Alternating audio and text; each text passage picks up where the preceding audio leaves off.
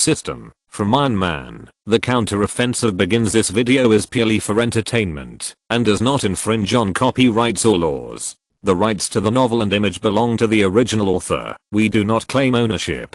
Don't like waiting and want to listen to this fanfic in full now? Subscribe to our Patreon, where you'll find the best fanfics.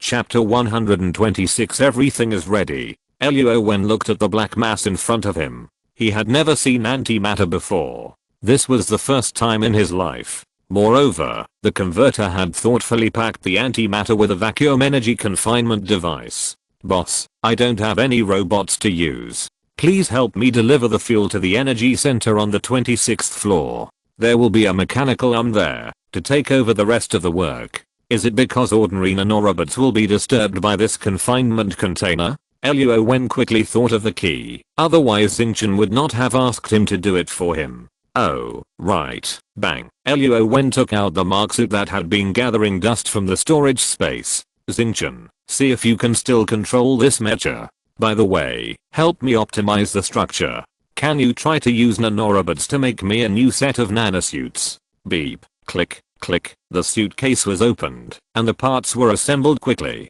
When Luo Wen saw this, he knew that Xingqian was no longer what it used to be. I'm afraid that its parent program Jarvis was far behind in terms of computing speed and intelligent evolution. By the way, the blow-up reactor that lit up on his chest also gave Luo Wen a new idea. Xingqian, search the battleship database. I need complete nuclear fusion design drawings and facility construction steps. The order has been confirmed. Boss, this is very simple for me. Although the strength of titanium alloy is not as high as that of nanoalloy, and there is no comparison and automatic recovery, it is precisely because of the existence of this set of shells that the macro host inside can be linked and controlled by Xingqian. Then he went to the energy center on the 26th floor with the antimatter fuel cell. Unlike nanoalloy robots, the shell material is too little and will be interfered by the fuel cell. However, Xingqian also said that he hopes Luo Wen can leave the material converter in the battleship laboratory. He needs to start the material conversion 24 hours a day and then open the processing center in the battleship to produce nanorobots equipped with energy shields. Moreover, it will also put the research work of miniaturization of antimatter energy generators at the top of the task sequence, hoping to replace the problem of insufficient nuclear fusion power with a new generation of arc reactor as soon as possible. Moreover, it will speed up the optimization process of nano armor. Even the quantum computer, based on carbon crystal, will be redesigned to facilitate better control of nanorobot and nano armor. At least with the support of quantum field communication technology, it can completely make Mark Armor reborn and become a zero-delay quantum armor. Quantum communication can achieve ultra-long distance, zero delay, and high confidentiality. Of course, in the universe, after the distance is stretched to light years, quantum communication will also be affected to a certain extent. At that time, quantum relay satellites or artificial heterodimensional synchronous space and multiple black technologies will be needed to help achieve zero-delay communication beyond visual range. In other words, even if there are hundreds or tens of thousands of light years, as long as there are enough relay satellites and the synchronous space is stable enough, then quantum field communication can still persist to the intermediate level 6 civilization. As for the level 7 advanced civilization, how do they achieve real-time communication over long distances? Luo Wen only saw a product called Cosmic Vibration Wave Communicator in the system mall, and its cheapest price for a single function has reached 20,000 life points. That's right, it's not a trading point, but a life point. According to the system's explanation, life points can be used to trade items or extracted from the system. What are they used for? Look at the name life point. Yes, any living creature with life activities can directly increase its vitality. It's so magical. Excited and busy, it was not until the second half of the night that Luo Wen returned to the room on the ground from the star. With the tractor beam and a mark suit as a temporary assistant, the star brain will follow Luo Wen's confidential and silent instructions to grab all kinds of abandoned garbage from the ground, waste that is not very useful, dead branches and leaves, human waste, stone soil, brightly lit and bustling. This may be the right way to describe human activities. The star suspended in the sky is not appropriate because the facilities inside it rely on sensors and detectors to operate. Whether there is light or not has no effect on artificial intelligence. But in the empty star battleship, batches of waste residue are sucked up and then converted into metals, carbon crystals, and single substances. Then, in the fully automated factory center, they are produced into various parts or finished products. Even because of the existence of the matter converter, the life culture room on the battleship has begun to charge and start. Those fungi that only need air and water are the objects that the star intelligence brain wants to study and cultivate. And their bodies will be the basic raw materials of the material converter. Why is the Xingqian intelligent brain so powerful? Because the database of the warships, when they leave the factory, contains the technical data of the level 2 technological civilization that are not very confidential. As an artificial intelligence that assists in controlling the warships, Xingqian receives and integrates all this knowledge, and even under Luo Wen's authorization, it gives full play to its intelligent advantages. Xingqian is rapidly evolving from an auxiliary artificial intelligence to an intelligent life with self-awareness. As for the scientific and technological reference value on Blue Star, not to mention Xingqian, even Luo Wen himself is somewhat disdainful. Wind energy, solar energy, oil, coal, these are the most primitive energy sources, and humans are not yet able to use them efficiently. The pinnacle of human technology, the atomic energy nuclear power plant, will cause very serious nuclear fission radiation pollution. As for the green and pollution-free nuclear fusion research, there is always good news, but when it comes to civilian and commercial use, it is always a long way off. Not to mention, human energy either cuts the magnetic field to generate electricity, or boils water, drives the steam turbine, cuts the magnetic field, and then generates electricity. What is electricity? How to store electrical energy? Human technology is still unclear and hopeless. A level 2 planetary battleship sounds like it is only 2 levels higher than the Earth's civilization level, but the technology it possesses, as well as the use and understanding of energy, are completely different. Directly use energy to generate a protective shield, emit energy, and transfer energy weapons. The antimatter engine does not have a so-called engine ejection port, but changes the direction of the energy shock wave around the battleship at any time, and achieves the purpose of accelerating the battleship to 1/10 the speed of light in the opposite direction. Turn around. It doesn't exist. As for the curvature engine, while ejecting energy, it also forms multiple acceleration fields on the entire energy shell. The principle is like rowing a boat. A person holding a paddle can only go in one direction. With 2 paddles, it is more efficient. Then what if you install an engine, push forward, and people control the direction? What if you change to double helix propulsion, or even 4 engines are linked, and paddles are installed on the bow to accelerate? The same is true for the curvature engine, using energy to compress the space in front and continuously pull the battleship to accelerate. That night, Luo Wen sat on the bed.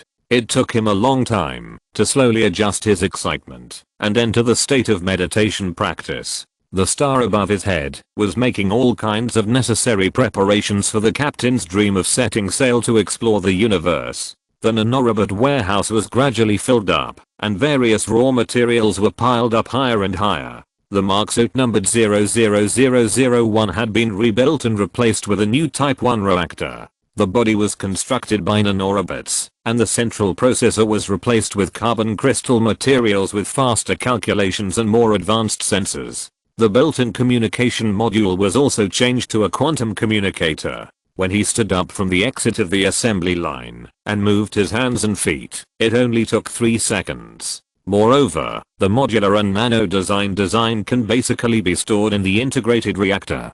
Although the reactor has become a triangle and the weight has become 20 kilograms, whether it is functionality, strength, attack power, endurance, or weight, it is much stronger than the Mark suit. With the first one, the second one soon followed, and the number of them continued to increase. Moreover, the various supporting equipment in the battleship database were also assembled one by one in the hands of the temporary workers of the nano armor, and then started and parked in the hangar.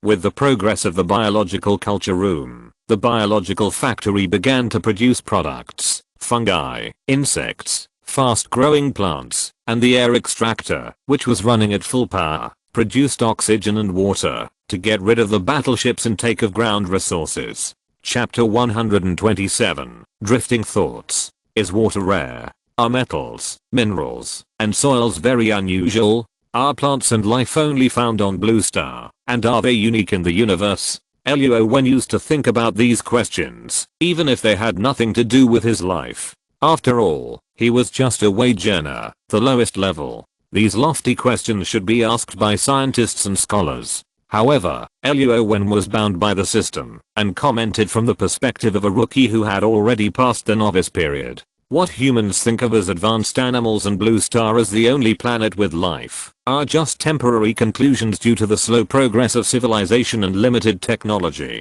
With each step forward, humans will propose new theories based on the discoveries of their predecessors, verify their doubts, and then propose more hypotheses and unsolved mysteries of science. Just like the commodities of different levels divided according to different civilizations in the system mall, some technical directions have reached the next level of civilization, and there is no subsequent product upgrade, but new substitutes have appeared instead. Human beings are just toddlers in the universe. They have their own writing, culture, and memories that belong to their own race. The entire Blue Star is just the Xia Kingdom. They are humble, tolerant, and have gone through hardships. They have only 5,000 years of history.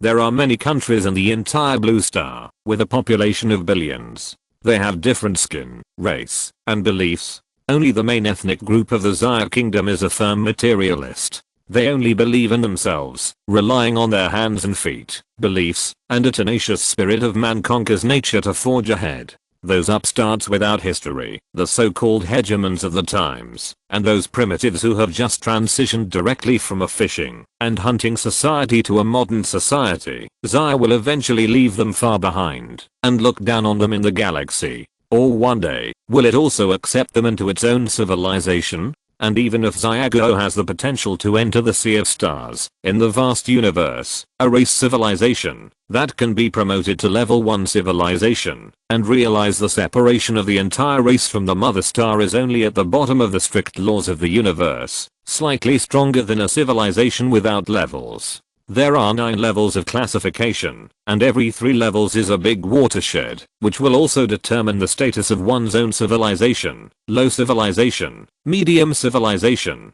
high civilization. These are really too far away for the entire ununited humanity on the blue planet. For now, if you want to be promoted to level 1 civilization, first, energy, you need to break through the research of nuclear fusion, so that a steady stream of clean energy can enter thousands of households. Even if the star is destroyed, the human race can still escape, and have the possibility of continuing. Second, unity, fragmentation, different beliefs, racial opposition, a mere few billion humans, like the ancient primitive people, fighting for a little poor resources on the blue planet, thinking that the human universe is invincible and the existing technology can be fearless of all challenges. Little do they know that the survivor bias, Blue Star has also experienced several eras ruled by different creatures in the long river of history. Humans were born only tens of thousands of years ago. The dinosaurs at that time would never have thought that natural disasters would come so violently.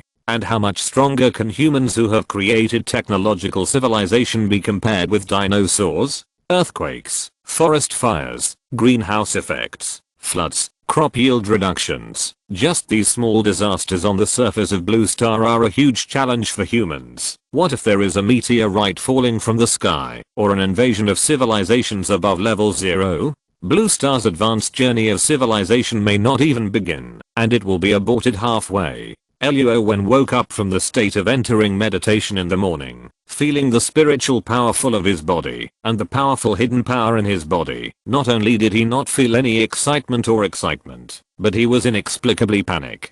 That's right, with his current strength, he can not only be fearless of any threat from individuals or countries on the Blue Star, but also with the star above his head and the system bound to his mind, he can be self-reliant, even if he wanders in the Cheyenne system. However, the road is long, and the 2 worlds he is traveling through now can be said to be easy and ordinary, with challenges and unknowns, and full of gains. The opportunities far exceed the risk. This may be the reason why Ran is more cowardly in the Iron Man world. Once he gets the benefits, he runs back before the time is up. The second time, he was calm and honestly followed the master. It took about a year to learn the fundamentals of standing, so that his strength and cultivation could be unimpeded, and he could change the fate of a country alone.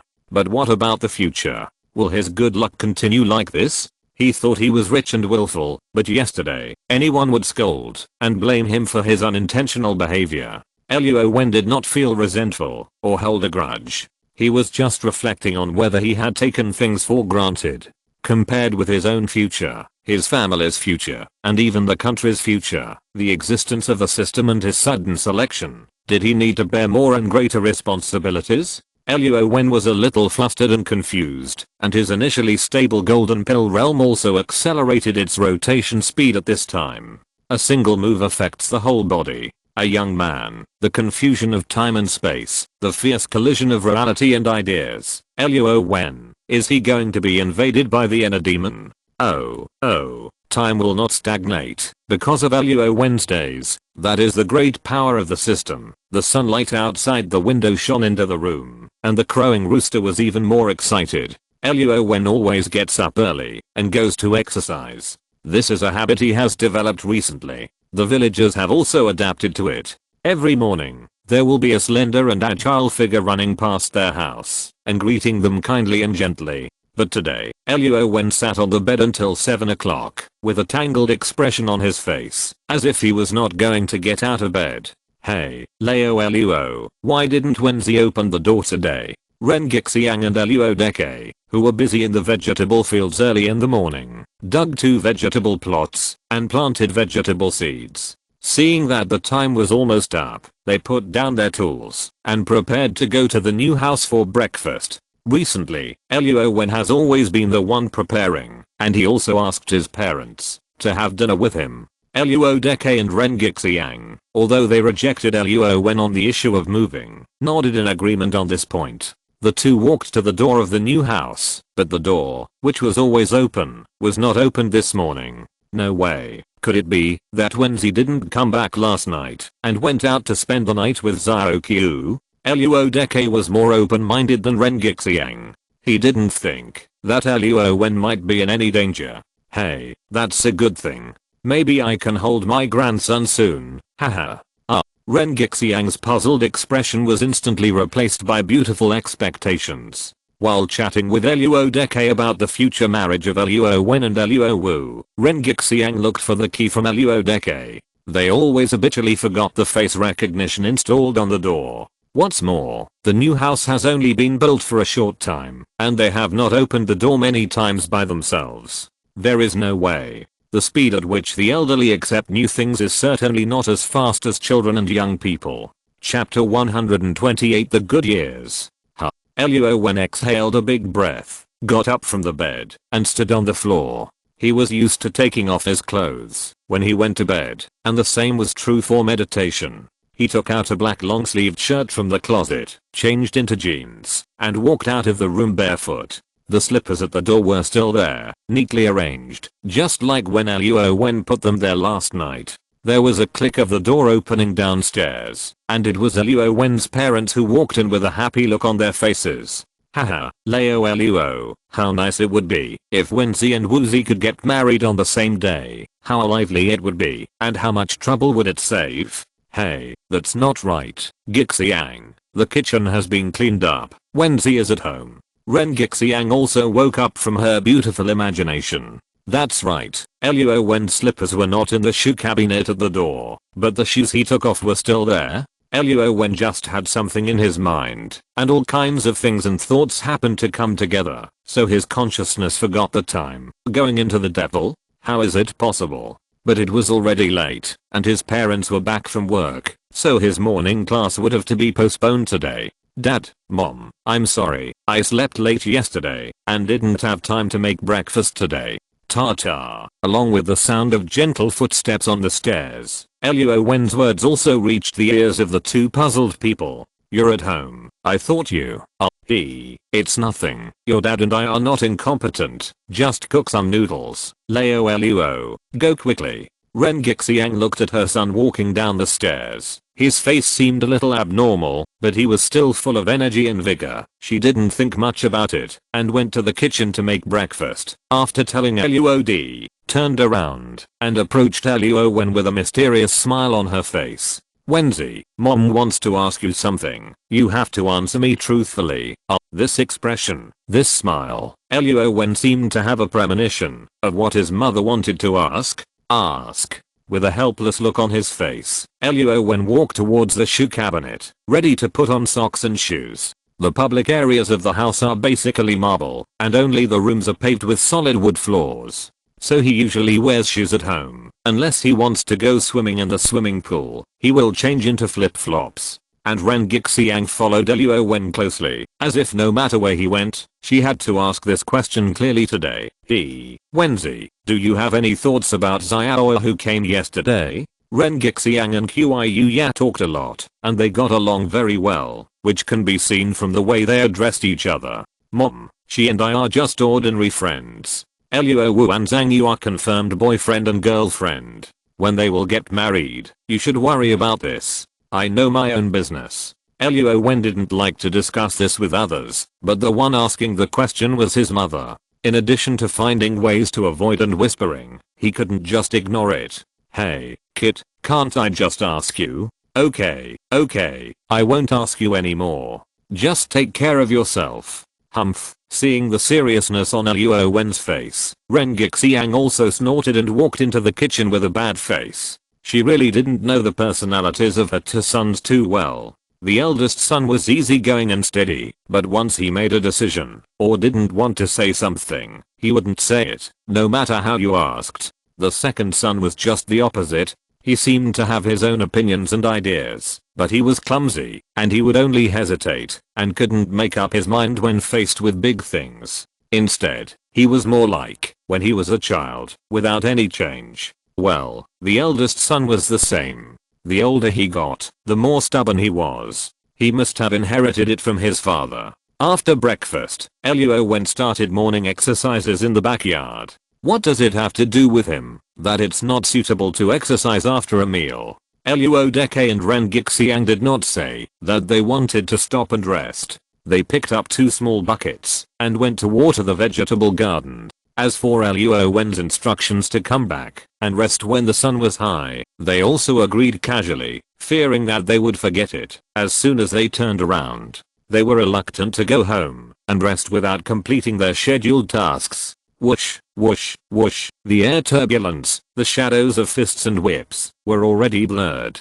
The trimmed bamboo forest on the back mountain, plus the lawn that Luo Wen had created, formed a cool and hidden training ground in the middle of the small fruit forest in the valley, although the entire Luojia village has now become particularly comfortable and pleasant. As for the tiger, leopard, and thunder sound, Luo Wen also forcibly restrained it. After all, this is the main world, where martial arts have declined, and the people living in the village are all elders and relatives. Luo Wen doesn't want to scare them. The peaches growing on the peach tree have an attractive pink color and a particularly strong fragrance. They are obviously hairy peaches, but I don't know what happened this year. Instead, they look more and more like the honey peaches sold outside. Luo Wen certainly knows what Luo and Ren Gixiang are talking about, but he will not trouble himself to explain for his parents. The taller and more slender pear tree is covered with small green fruits. The flying butterflies and bees have no flowers, but I don't know why they are still busy. Maybe they are just passing by and are attracted by the fruit fragrance. According to the pear fruit in previous years, the skin is thick and the flesh is small. Although it is not unpalatable, it looks too bad. Luo Wen knows that the situation this year will be very different. In about a month, you can almost taste its sweet taste. At that time, my parents will be surprised again. Our latest report is that Jinfu Jewelry, a well-known company in this city, will hold a jade auction at 10 AM on August 30th. At that time, business people from all over the country and jade lovers will gather in Lake City to see the charm of the imperial green jade with their own eyes. Yes, I heard that Mr. Chen Jingnian, general manager of Jinfu Jewelry, will personally introduce the detailed information of this treasure to the guests and online live viewers. The TV was broadcasting the noon news at this time, and Luo Wen had the habit of eating and watching TV at the same time, so he had to bring the plate on the dining table to his parents on the coffee table in the living room. After all, it's their own home, as long as they like it. Luo Wen didn't think it was inappropriate. Oh, the color of this jade is really beautiful. It must be worth a lot of money, right? Haha, isn't this the same thing as the peace charm that Wenzi gave us? What's the big deal? How expensive can it be? Luo Deke and Ren Gixiang began to comment on the jade exhibits on TV while eating. Because there were no price tags, they only speculated and discussed, and did not associate the one hanging around their necks with the treasures mentioned on TV. However, if they knew that the little things hanging around their necks could be worth hundreds of millions, I'm afraid they would not have the leisure to continue to joke in a relaxed mood. Mom and Dad, take your time eating. I'll clean up after you're done. I'll go upstairs to look up some information. Luo Wen calmly took the empty bowl to the kitchen and walked towards the study on the second floor while greeting his parents. Oh, okay, we got it. Why does Wenzi seem weird today? He usually eats 2 bowls of rice, but today he only eats 1 bowl. The food tastes good. It's not that he's in a bad mood, because he stays at home every day. What do you think, Luo? Don't think about it. Wenzi is not the younger one. It's good enough if we don't cause him any trouble. He cooks for you every day and shows filial piety and cares about you. What else are you dissatisfied with? Hey, Luo, have you become more capable? Do I need you to teach me if I want to care about my son? Humph, I'm not going to eat anymore. Remember to wash the dishes after eating. I'm going to go back for a nap first. Ren Gixiang was a little unhappy today because Luo Wen didn't answer her questions, and the father and son were the same, always using words to irritate her. However, she was not really angry. She had lived through decades of this, and she cherished her current life very much. If you're listening to this novel on a channel other than Fanfic World, it means they downloaded and uploaded it without effort. We cordially invite you to visit our channel, Mundo Fanfic Novelos. There you'll find the original version of this story and you can explore many other novels of various genres. We're waiting for you to immerse yourself in a world of incredible novels. Chapter 129 Conspiracy. At night, in a luxuriously decorated villa, the surrounding environment is also full of greenery, with flower beds, grass, private wetlands, and a green area that far exceeds that of ordinary residential areas. Ding dong catcher.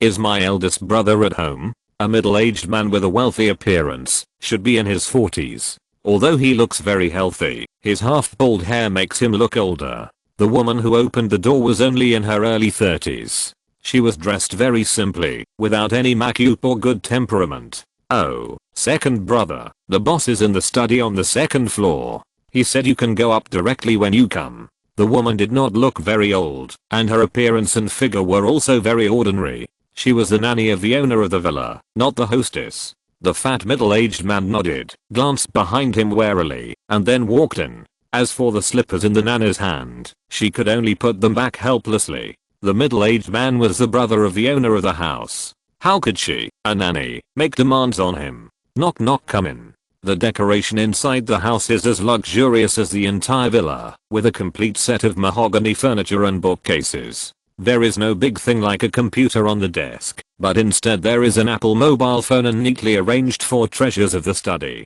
The serious-looking, thin man, who is about 50 years old, can be vaguely seen to have some similarities between his eyebrows and eyes with the middle-aged man who entered the room. Jinfu Jewelry in this city will hold a new product auction on August 30th, and the entire event will be live broadcast online. You will have the opportunity to appreciate the top quality Imperial Green Jadeite. Hello, everyone. I'm Wu Mingzi from Jiangnan Province. I'm honored to be interviewed by this interview. However, please forgive me for not being able to tell you the truth about the treasures of Jinfu Jewelry. This is related to my professional ethics. However, Mr. Chen and I are old friends. I can still reveal some gossip. In my 30 years of working, this is the first time I have seen such a large material. It is really a once-in-a-lifetime opportunity to carve it by hand. I feel that this life is enough As the time approaches, the auction of Jinfu jewelry has become very noisy, and various gossips and hot topics have continued. For this reason, we have also invited the chief appraiser of the Xiago Jewelry Association to comment on the photos that have been circulated, so that everyone can better understand the culture of jadeite and its potential collection value. The gloomy eyes and the tablet in his hand made people feel intimidated.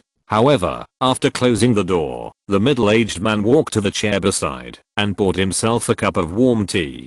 "Tell me, why did you come here suddenly at night this time to find me?" The thin old man put down the tablet in his hand and sat on the chair opposite the visitor with a suspicious look on his face. "Brother, can't I take a breath first?" He, the Mediterranean, who was acting well, didn't seem to mind the host's indifferent attitude. Oh, by the way, it should be said that his brother has always been like this, and Chen Jinhua has long been accustomed to it. Chen Yaogo didn't say anything else. He took the teacup handed over by Chen Jinhua and gently moistened his throat. The resentment about his third brother Chen Jingnian, who pushed Jinfu jewelry to the forefront and made such a big scene, temporarily dissipated a little. He is obviously the eldest son of the old man, and he should reasonably inherit the banner of the family business, right? He said that he was good at maintaining the status quo, but not enterprising enough, and that the second son was greedy for enjoyment, nepotism, and kicked him out of the management team early.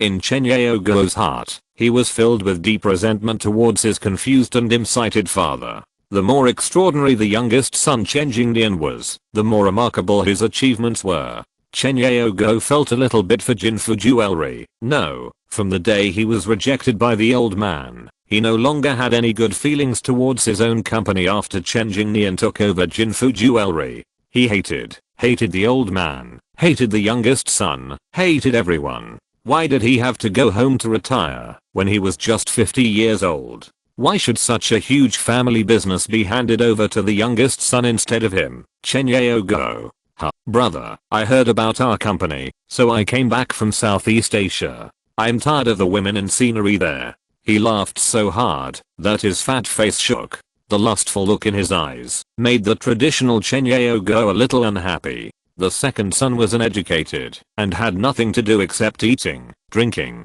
gambling, and playing with women. He was just short of being addicted. Maybe he has been infected now. Ming Ming is less than 50 years old. Not only has he not given birth to a child, but his hair has also started to go bald. "Tell me, why did you call me?" "Brother, I went to see the old man." Now he can't even speak clearly. He can only babbling and pointing randomly. "I'm afraid he won't live long." Haha. Although he was talking about his own biological father, Chen Jinhua still looked happy and indifferent. Chen Yaogo's face became more and more gloomy. His desire to get promoted sank directly to the bottom of the water. There was no possibility of taking over the family business. The cruelty and unhappiness on his face were not because Chen Jinhua said that about their father, but because once the old man died, the youngest could openly take over the position of chairman. Chen Yaogo was just because of this reason. The old man should have died long ago and should have died before the youngest returned to China. Otherwise, he wouldn't be cultivating himself at home today, sitting on the bench and accepting the charity of the youngest. So what? The old man will die eventually. We are so old. Does he still want to live for more than 100 years? Chen Yaogo was very angry. At his age, it was really inappropriate. However, according to Chen Jinhua's usual understanding of his eldest brother, he should continue to talk with such behavior, right?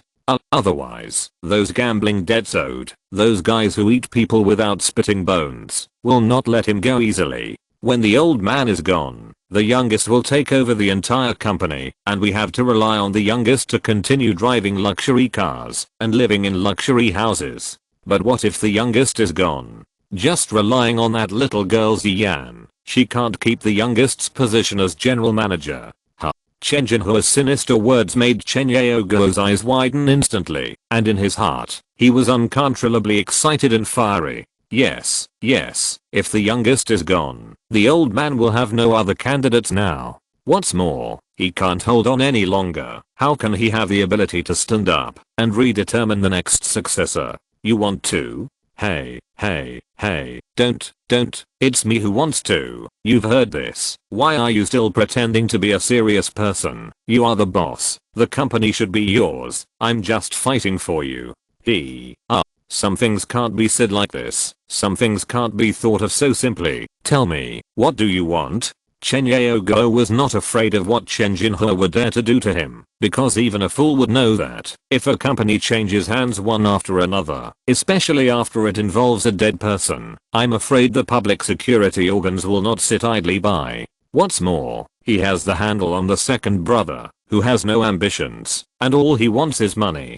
The eldest brother still understands me. 30 billion. What? You're crazy. The whole company is only worth this much. How dare you say that? Chen Yaogo and Chen Jinhe have reached a tacit understanding in a few words, and he also knows in his heart what the other party thinks and what to do next. But he never expected that Chen Jinhe would ask for 30 billion right away. Chen Yaogo thought at first that he could ask for half of the shares, or 18 billion would be enough. Unexpectedly, the second brother asked for so much, and he did it right away. Bargaining can certainly be reduced, but why did he ask for such a high price? Hey, big brother, don't be anxious yet. Let me analyze it with you slowly.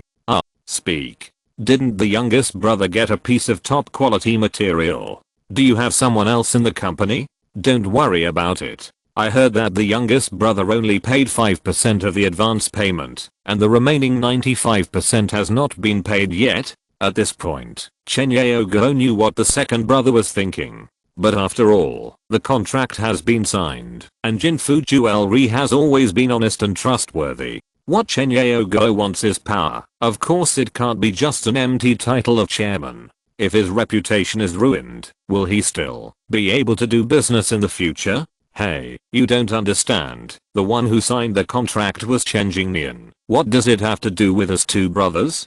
Don't be anxious. Listen to me. Besides, the other party hasn't taken the contract away. The deadline for the second and third remittances is next year and the year after. The operating space here is up to us to decide. Even if we go to court, what can the other party do to us?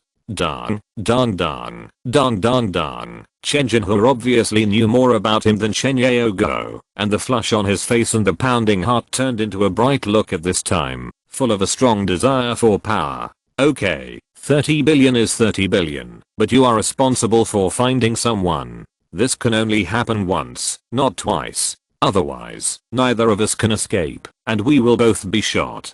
Haha, don't worry, I know the consequences of this matter better than you. If Chen Jinhe hadn't been desperate, he wouldn't have thought of this method of stealing money and killing. The key is that Chen Jingnian made too much noise, and money is really too attractive. I'm sorry, Leo-san, and Ziyan, don't blame your second uncle for being cruel. I have no other way. If you get into trouble in the future, your second uncle will definitely help you. Haha. In the Dark Knight, there are many secrets that you don't want others to know, and there are also a lot of filth and garbage. But when the sky is bright, or after receiving an indelible memory, everything will be exposed, and some people will eventually understand that the good and bad people in the world are actually so difficult to define. There will be consequences if there is a cause. There is a certain type of person that ordinary people cannot approach, let alone provoke. Chapter 130 The Third Time Traveling. Time is like flowing water. Some things are happening, some people are changing, but the rotating blue star is still roaming in the universe. Bang! On the night of the auction's great success, Chen Jingnian, his subordinates, his wife and daughter were all cheering and celebrating at the celebration banquet. However, on the way home drunk, a mud tanker with brake failure directly hit Chen Jingnian and his driver into a bloody mess. On the contrary, Chen Ziyan, who returned to school earlier, and Mrs. Chen who drove her, were lucky to escape. Car accidents in the city, or people who lose their lives every day due to various accidents, are the main themes that cannot be missed in the news. However, one of the two people who died in the car accident in the early morning of August 31st was a big boss with a noble status and elegant temperament who was about to lead the company forward. The weeping of orphans and widows, the elders above, unable to accept such a blow, also passed away, leaving this world full of complexity and evil. On the same day, some of the leaders of Jinfu Jewelry began to take over at the critical moment. Of course, it could not be the crying widow and only daughter of Chen Jingnian, but the reasonable Chen Yaogo and his deputy Chen Jinhua. As for the mud tanker driver whose brakes failed, it was only manslaughter. Under pressure from public opinion and enterprises, the court is still discussing whether to sentence him to 20 years in prison or life imprisonment. However, evidence collection and investigation, of course, cannot be so fast. And the information broadcast in the morning news, Luo Wen did not see, because he seldom watched TV. Even short videos are now difficult to open for a while. After more than 10 days of uninterrupted development, the star battleship over Luojia village has gradually become full of nano armor, nano robots, various attack aircraft and small ships in the hangar. With the blessing of the level 4 material converter, the star intelligence strictly implements the most efficient strategy plan. According to the reservation plan, on September 15th, all the supplies and equipment will meet Luo Wen's needs to sail to the Sea of Stars. After Qiuya took time to go to Luo Wen's house that day, she has not been able to find a suitable opportunity to get closer to Luo Wen, because the automotive world has ushered in the peak season of Golden September and Silver October. In addition, Zhang Qian and Yihan always tell her enemy and friend Big Sister about their loss and depression. Qiuya can't secretly go to Luo Wen behind the two little girls, otherwise, it will really be unfair. Her parents were looking forward to seeing how the handsome guy that Qiuya and her neighbor Wang Ji talked about was progressing. They often asked her to take time to bring him back, so that they could see him. This put Qiuya in an increasingly awkward situation. She didn't dare to run back, fearing that her parents would give her another 3-court trial. Zhang Qian and Yihan, in that chat group, wanted to deepen their contact with Luo Wen, but Luo Wen's dependence on his phone was getting lower and lower. In addition to the wireless headphones in his ears, which he would use to receive the latest progress reports from Xingqian's in AO at all times, he usually used his phone as a watch to check the time. He would not even unlock the screen lock, except for taking some time to reply to their messages before entering meditation at night. He basically didn't chat with them a lot. Luo Wen would occasionally bring some agricultural products from home, some of which were vegetables grown by his parents, and fruits from the backyard, and some were local eggs and lotus pods from his second uncle's neighbor's house. He would pack them and send them to Wen Qiang and her daughter. Although they didn't eat much every day, Luo Wen would still deliver these pure natural foods on schedule. Then he would stay for half a day, play games with the innocent Yaya, and have lunch with the mother and daughter before returning home.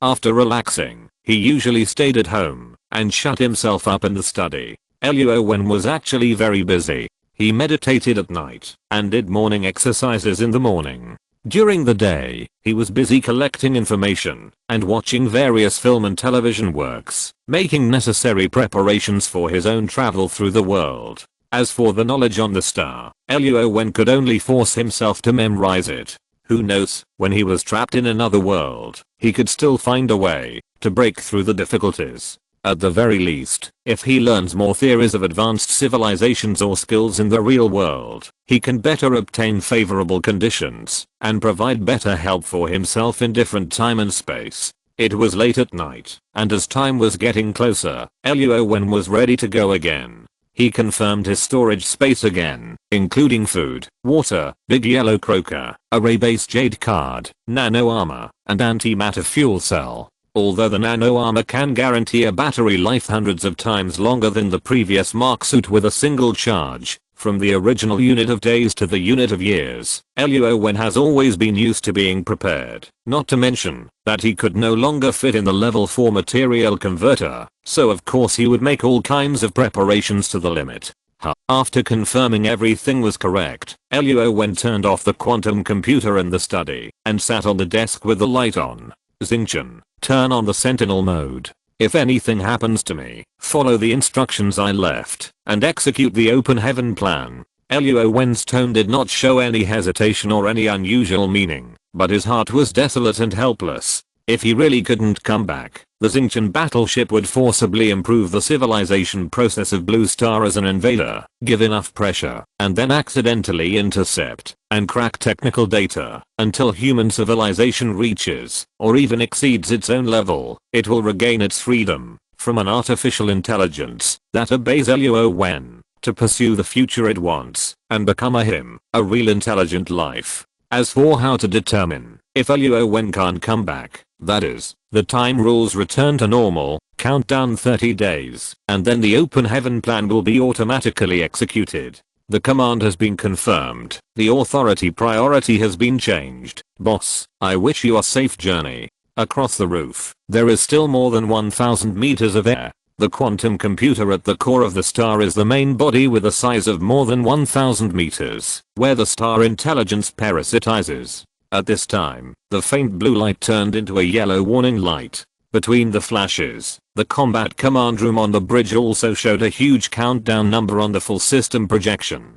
10, 9, ding, the plane shuttle is about to begin. Please adjust your breathing. 5, 4, 3, 2, 1. The familiar neutral voice sounded, and Luo Wen's body was glittering. Whoosh, as the star battleship in the sky returned to zero, Luo Wen's body had disappeared from the study.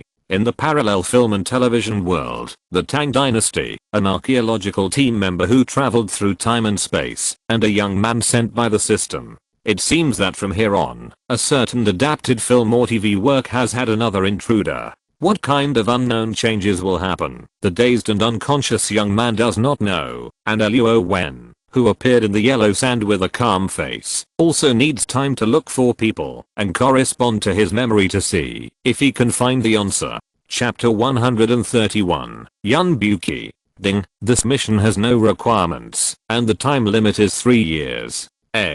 System, what's going on? Is that the end? No wonder Luo Wen was surprised. The previous 2 times, it was either ice and snow or lonely graves in the wilderness. This time, he ran to a desert covered with yellow sand and extremely dry. In addition to sand, there was still sand in sight. The sky was blue, and the clouds were extremely thin. This environment was bad, but at least there was a trace of spiritual energy. Luo Wen didn't care much about the choice of the system location. He just felt a little strange that the system had no mission requirements this time, and the information was so brief. No mission, time limit 3 years. What, is he going to experience life? Didn't it say that the plane shuttle system would help him obtain the resources and abilities to advance to the main world civilization? In such a desert, there is still spiritual energy that is far inferior to the zombie world. Could it be that this is the technological plane Iron Man 1? The divine thoughts came out of his body. Before the system answered his questions, Luo Wen did not forget to do it himself, thinking about finding the details about this world so as to confirm where this place is. Help the host to improve the civilization level of the main world, including but not limited to technology, knowledge, items, experience, and experience of different worlds. This world is an experience world. I hope the host will cherish this non-threatening, non-task required plot experience world. Experience world? Tangbrick is an online series adapted from the novel of the same name. The background is an imaginary history, or it can be called a parallel world. It mainly tells the story of the protagonist traveling back to the Tang Dynasty, meeting the heroine, and then being implicated in the court struggle. From a modern perspective, it leads the audience back to the story of the most beautiful dynasty. Ancient costumes, ladies, martial arts, national justice, family and country feelings, conspiracy, and intrigue. How big a wave will an ordinary modern person set off when he returns to the ancient world? For Luo Wen, he had only read the introduction. He was not very clear about the specific plot and the subsequent story. After all, in his limited time, the number of film and television works he had watched was still very limited. After all, those high-rated and popular science fiction works were the objects that Luo Wen focused on. How could he know that in addition to the world of demons and ghosts in Taoism, there was now another experience world? Yun Buki, it's really Tangbrick. Standing behind the sand dunes, Luo Wen was dressed in modern clothes. On the other side of the line of sight, about 200 meters away, there was a young man with dyed hair and a scarf, a very handsome young man. Although Luo Wen had only read the opening, he still quickly associated it with the popular online drama in 2018 from his dress and appearance, as well as the action of kneeling in front of a stone tablet and picking something. Under the observation of divine thoughts, everything was visible, not to mention that the Tang seal on the stone tablet clearly read Tomb of Benefactor Yun Yi. It seems like he just came from modern society through a time tunnel and traveled to the vast desert. Luo Wen did not immediately hug the protagonist thigh. After all, there was no need, and for ordinary people, the Gobi Desert, which is extremely dangerous, is no different from the water village in the south of the Yangtze River for him. Feeling the moisture in the air and the desolate and lifeless changes in the atmosphere, Luo Wen soon knew which side was the correct direction to get out of the desert. But since he saw the protagonist, shouldn't he go up and say hello? After all, he is half a fellow villager, right? Ha ha. It was only half an hour before and after. This is the time when Luo Wen arrived. Maybe Yun Buki was unconscious for a while. Through his dry lips and his miserable state of lack of energy, Luo Wen also roughly guessed that he had been in the desert for longer than himself. Walking in the desert with rolling heat waves and no changes in sight, Yun Buki wrapped the anti-sand scarf on his head to resist the scorching sun. His legs were weak, but he still relied on identifying the position of the sun and did not dare to stop for a moment, walking in the direction confirmed by Luo Wen. The empty water bottle was thrown on the sand by the young man, who was unable to bear the weight. Rustling, like a zombie, the yellow-haired boy continued to crawl forward. Luo Wen looked at the marching water bottle on the ground, picked it up with his hands, and followed him silently with his mountaineering bag on his back. Experience the world, measure the land with your feet, and feel the cultural atmosphere of different time and space with your heart. Luo Wen felt that this should be the purpose of the system, wanting him to gain some experiences. Luo Wen tightened the backpack on his back, gave up the use of black technology and Taoist magic, and just slowed down the pace of following Yun Buki, otherwise he would soon surpass him. Yun Buki is embodied according to the appearance in film and television works, but without the little white face makeup, but with more real down-to-earth performance. Those historical figures are probably the original cast of film and television works, but they are operating according to the rules of this era, and in line with the settings of this world. This is also good, saving Luo Wen a lot of unnecessary trouble. At least he can know which characters have shown their faces in the promotional posters, and he will not meet them without knowing them.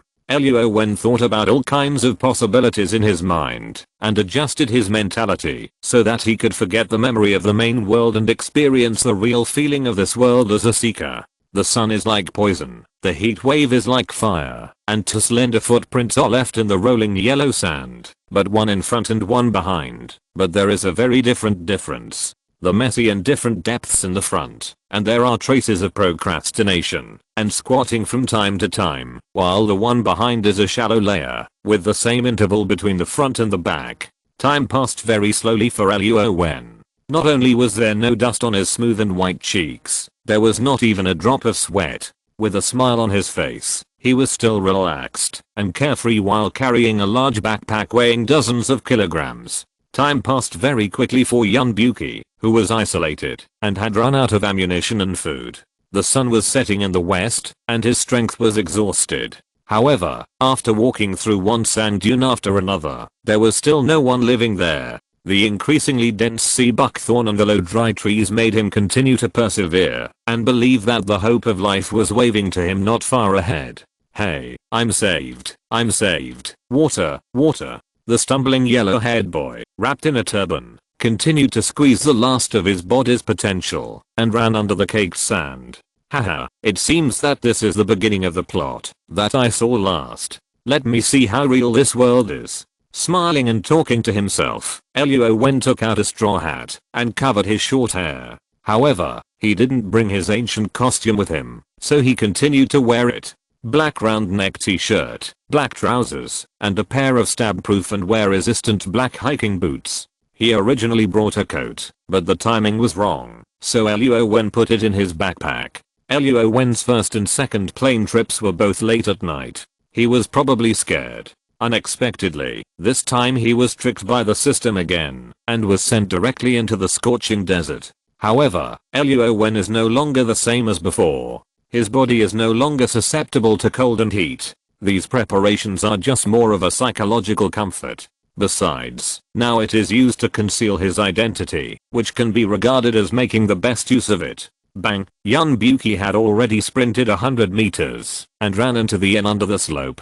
Luo Wen also quickened his pace and followed closely behind him. Chapter 132. Draw your swords. The border inn, which covers a large area, is crowded with mules and horses. Merchants come and go in a variety of languages, which may be dialects. There is a lot of noise, but in Luo Wen's ears, they are all the same, and are automatically converted into the official language of Xia State, with only different tones and intonations. The sky is dark, and yellow sand is flying everywhere. The waiters in the store are also helping the merchants to quickly place the livestock and goods in the backyard of the stable. As for these ancient people of different Han and Hu ethnicity, Yun Buki has no intention of looking around. He just wants to run into the inn. Even if it is for filming, there should be food and drinks prepared inside, right? If his phone hadn't been broken, he wouldn't have walked alone in the desert for so long. Whoosh, bang. Yun Buki raised his hand and pushed the door of the inn open. Sand and wind blew into the room, which made the travelers who were sitting inside to rest and eat very dissatisfied. However, they were curious about this new passerby with short yellow hair and a strange Hu clothing with a parted top and bottom. They temporarily suppressed their anger. Modern young people don't care about them. Looking around, this environment is too bad.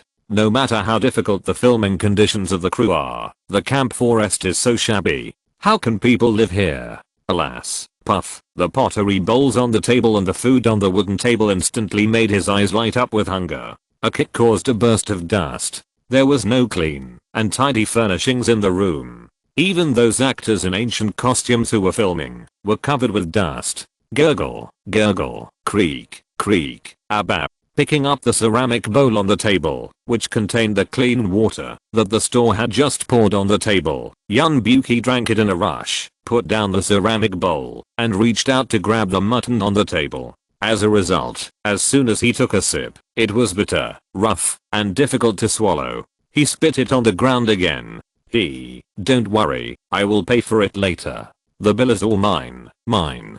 Facing the two big men glaring at him, Yun Buki had a flattering expression on his face, as if he didn't care. By the way, brothers, where is the camera? What drama are you shooting? It isn't teak and quaint. It is much more real and down to earth than those brand new costume dramas shot in modern times. It looks like the real thing. The wooden inn is filled with wooden racks and wine jars on both sides. Some pickles and dried goods are also hung on the wooden beams. Yun Buki drank a large bowl of water, and his strength seemed to have recovered. His eyes were clear, and he looked around for details, as if he wanted to find out their crew members. Humph. Boy, I don't care where you are from, and I don't know what crazy things you are talking about, but you took our things without asking for our consent in advance. A cold light flashed, and one of the two tall and strong men drew out the long knife on the table. Then pay with your life. Hey. Swish. The cold blade, holding a chilling murderous aura, chopped directly at the head of Yun Buki, who was stunned.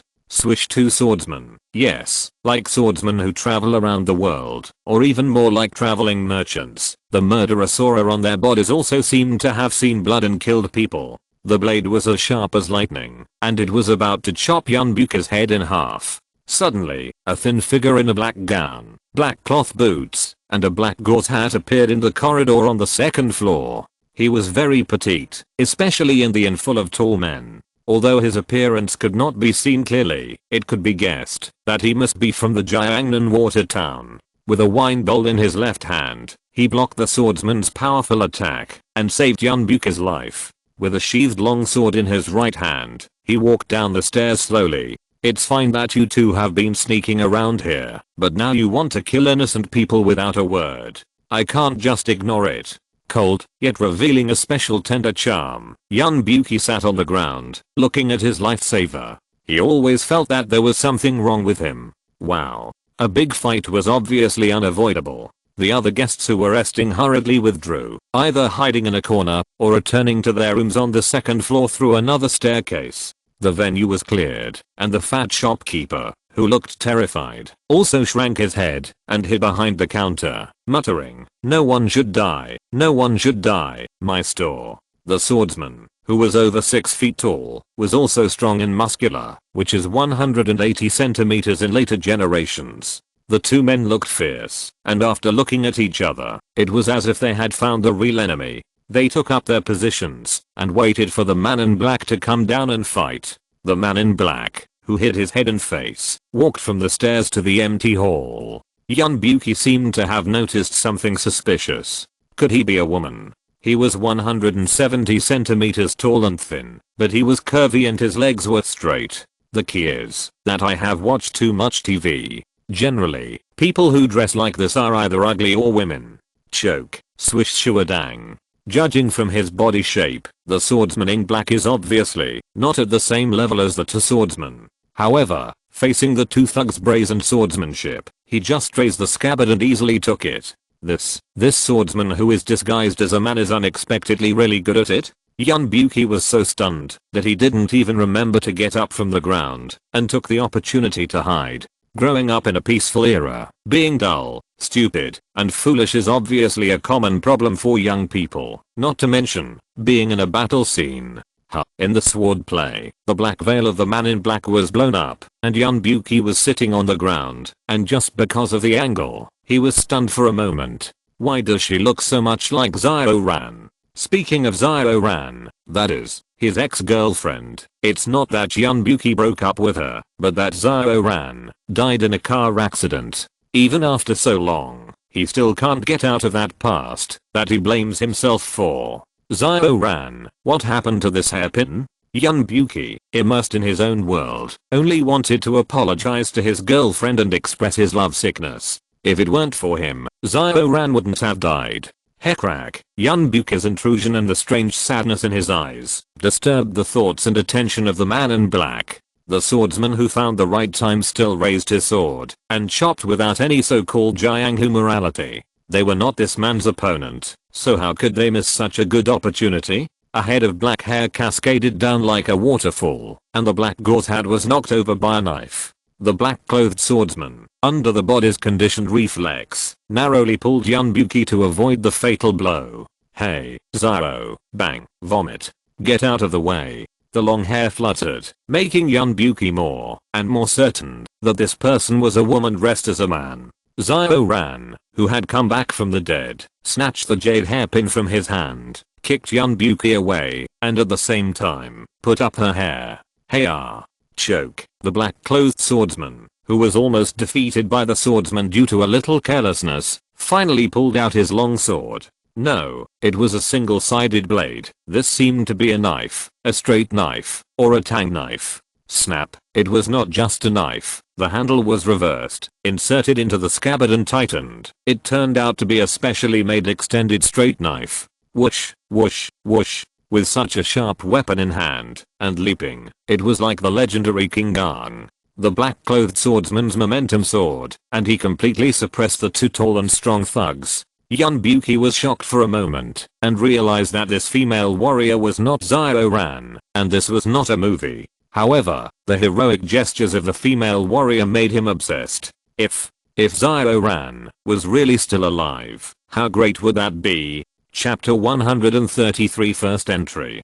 Click, until the dust of the battle inside settled. A young man in a straw hat dressed in modern clothes pushed the door and walked in. Luo Wen was not in a hurry to watch the battle with his own eyes, nor did he think that he would have any connection with a strange Yunbuki. The yellow-haired boy was from Earth, another parallel universe with the same cultural background, and he was from Blue Star. So at most he was only half a fellow villager, which was already an overly modest statement. Yunbuki came here because of the arrangement of fate, and he had a plot task to complete. But what about Luo Wen himself? He was just a time traveler who came to experience ancient history. The door of the inn was pushed open, and everyone inside looked outside the door in unison.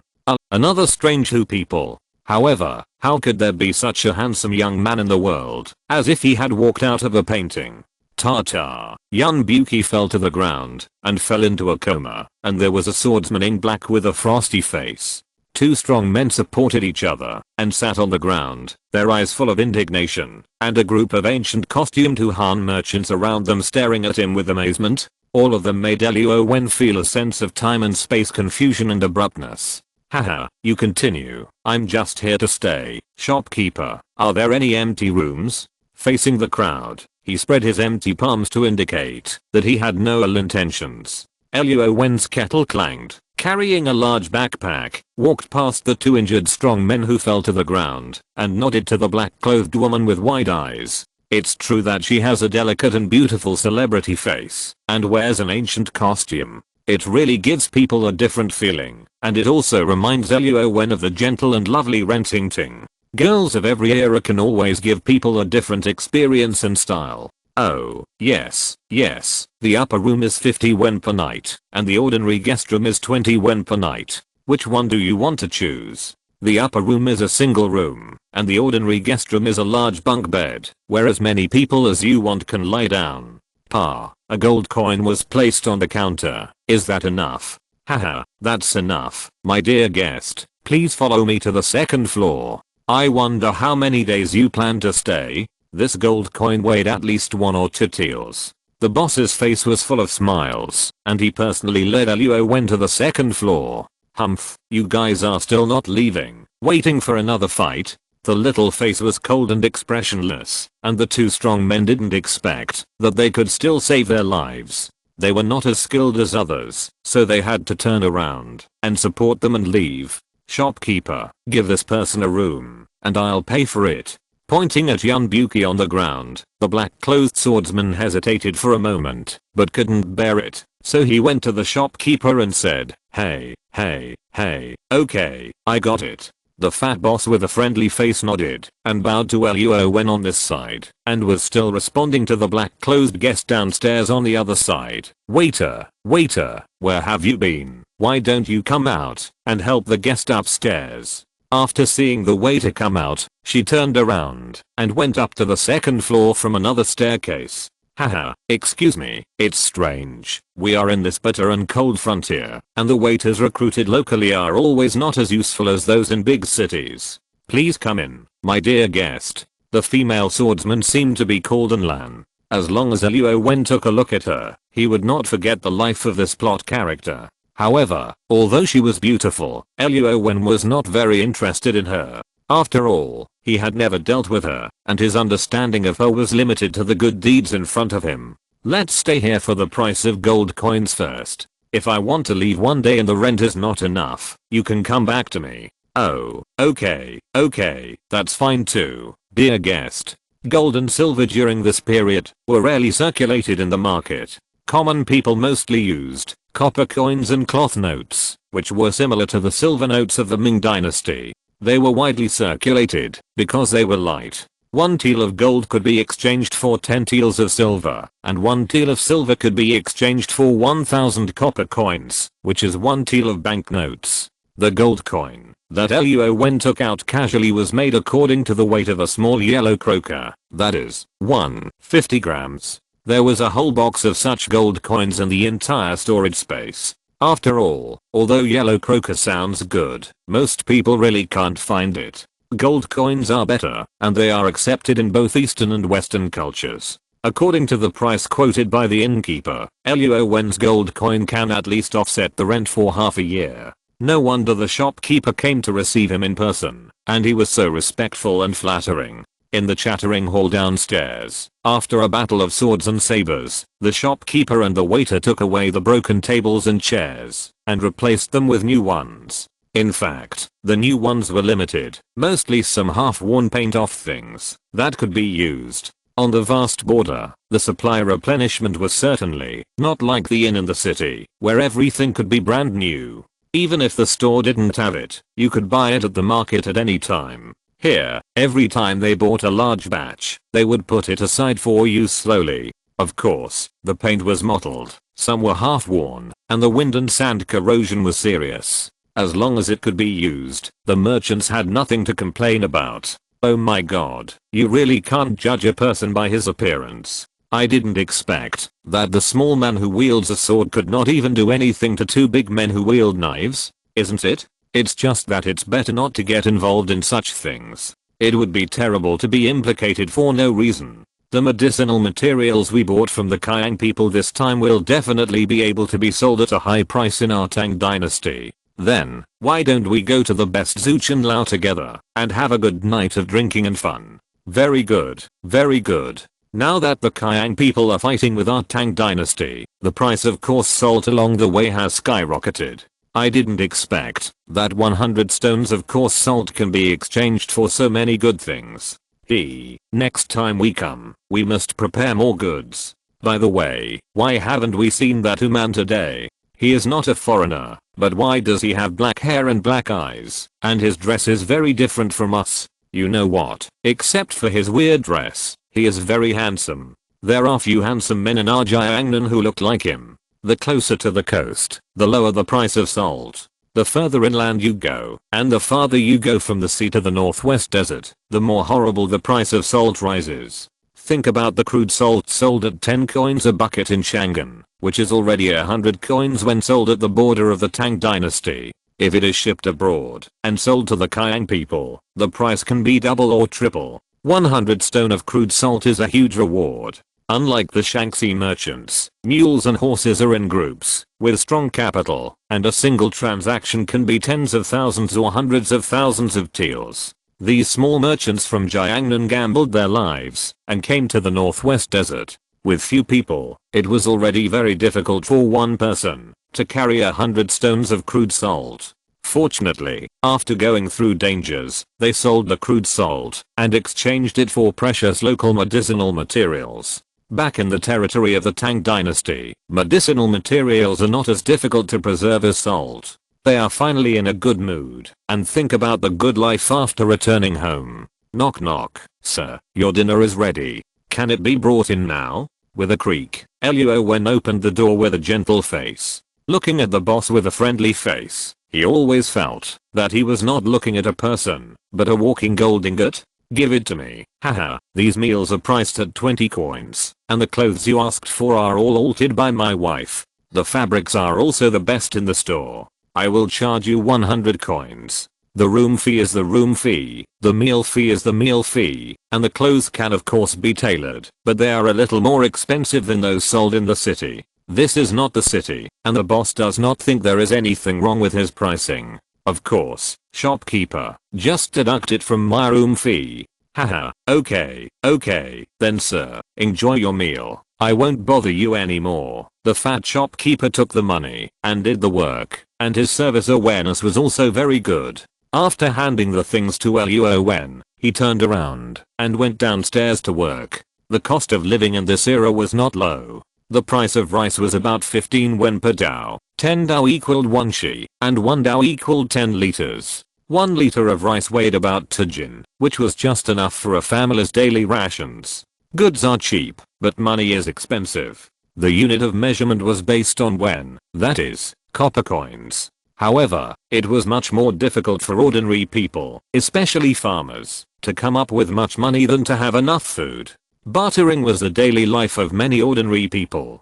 For example, clothes needed cloth, and cloth could not be exchanged for grain. The same was true for salt, some daily necessities, and medicine for medical treatment. This is why farmers who grow grain always face the problem of not having enough food. On the one hand, there are many people in the family and the land has low production. On the other hand, the grain they grow must be taxed and sold for a large part of the money to meet daily expenses. If you want to have enough food every day, you have to spend time digging wild vegetables or fishing and hunting. But can the most important farm work be underestimated? Who dares to despise it? The range of ordinary people's activities is small because of inconvenient transportation, but the deep mountains and old forests, poisonous insects and fierce beasts are also a kind of restriction.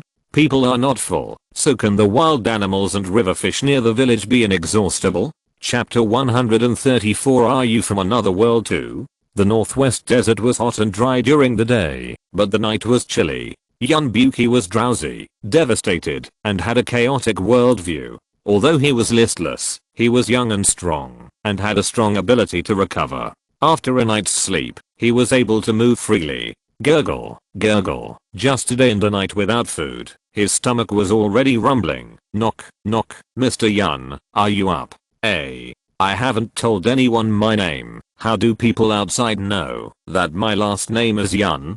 Plop, Yun Buki immediately turned over and climbed up from the hard bed. There was dry grass under the straw mat and a thin cloth sheet on top. The extremely thick quilt made people almost breathless, but he woke up from the cold several times in the middle of the night. It was not filled with cotton or goose down, but probably the common dry grass.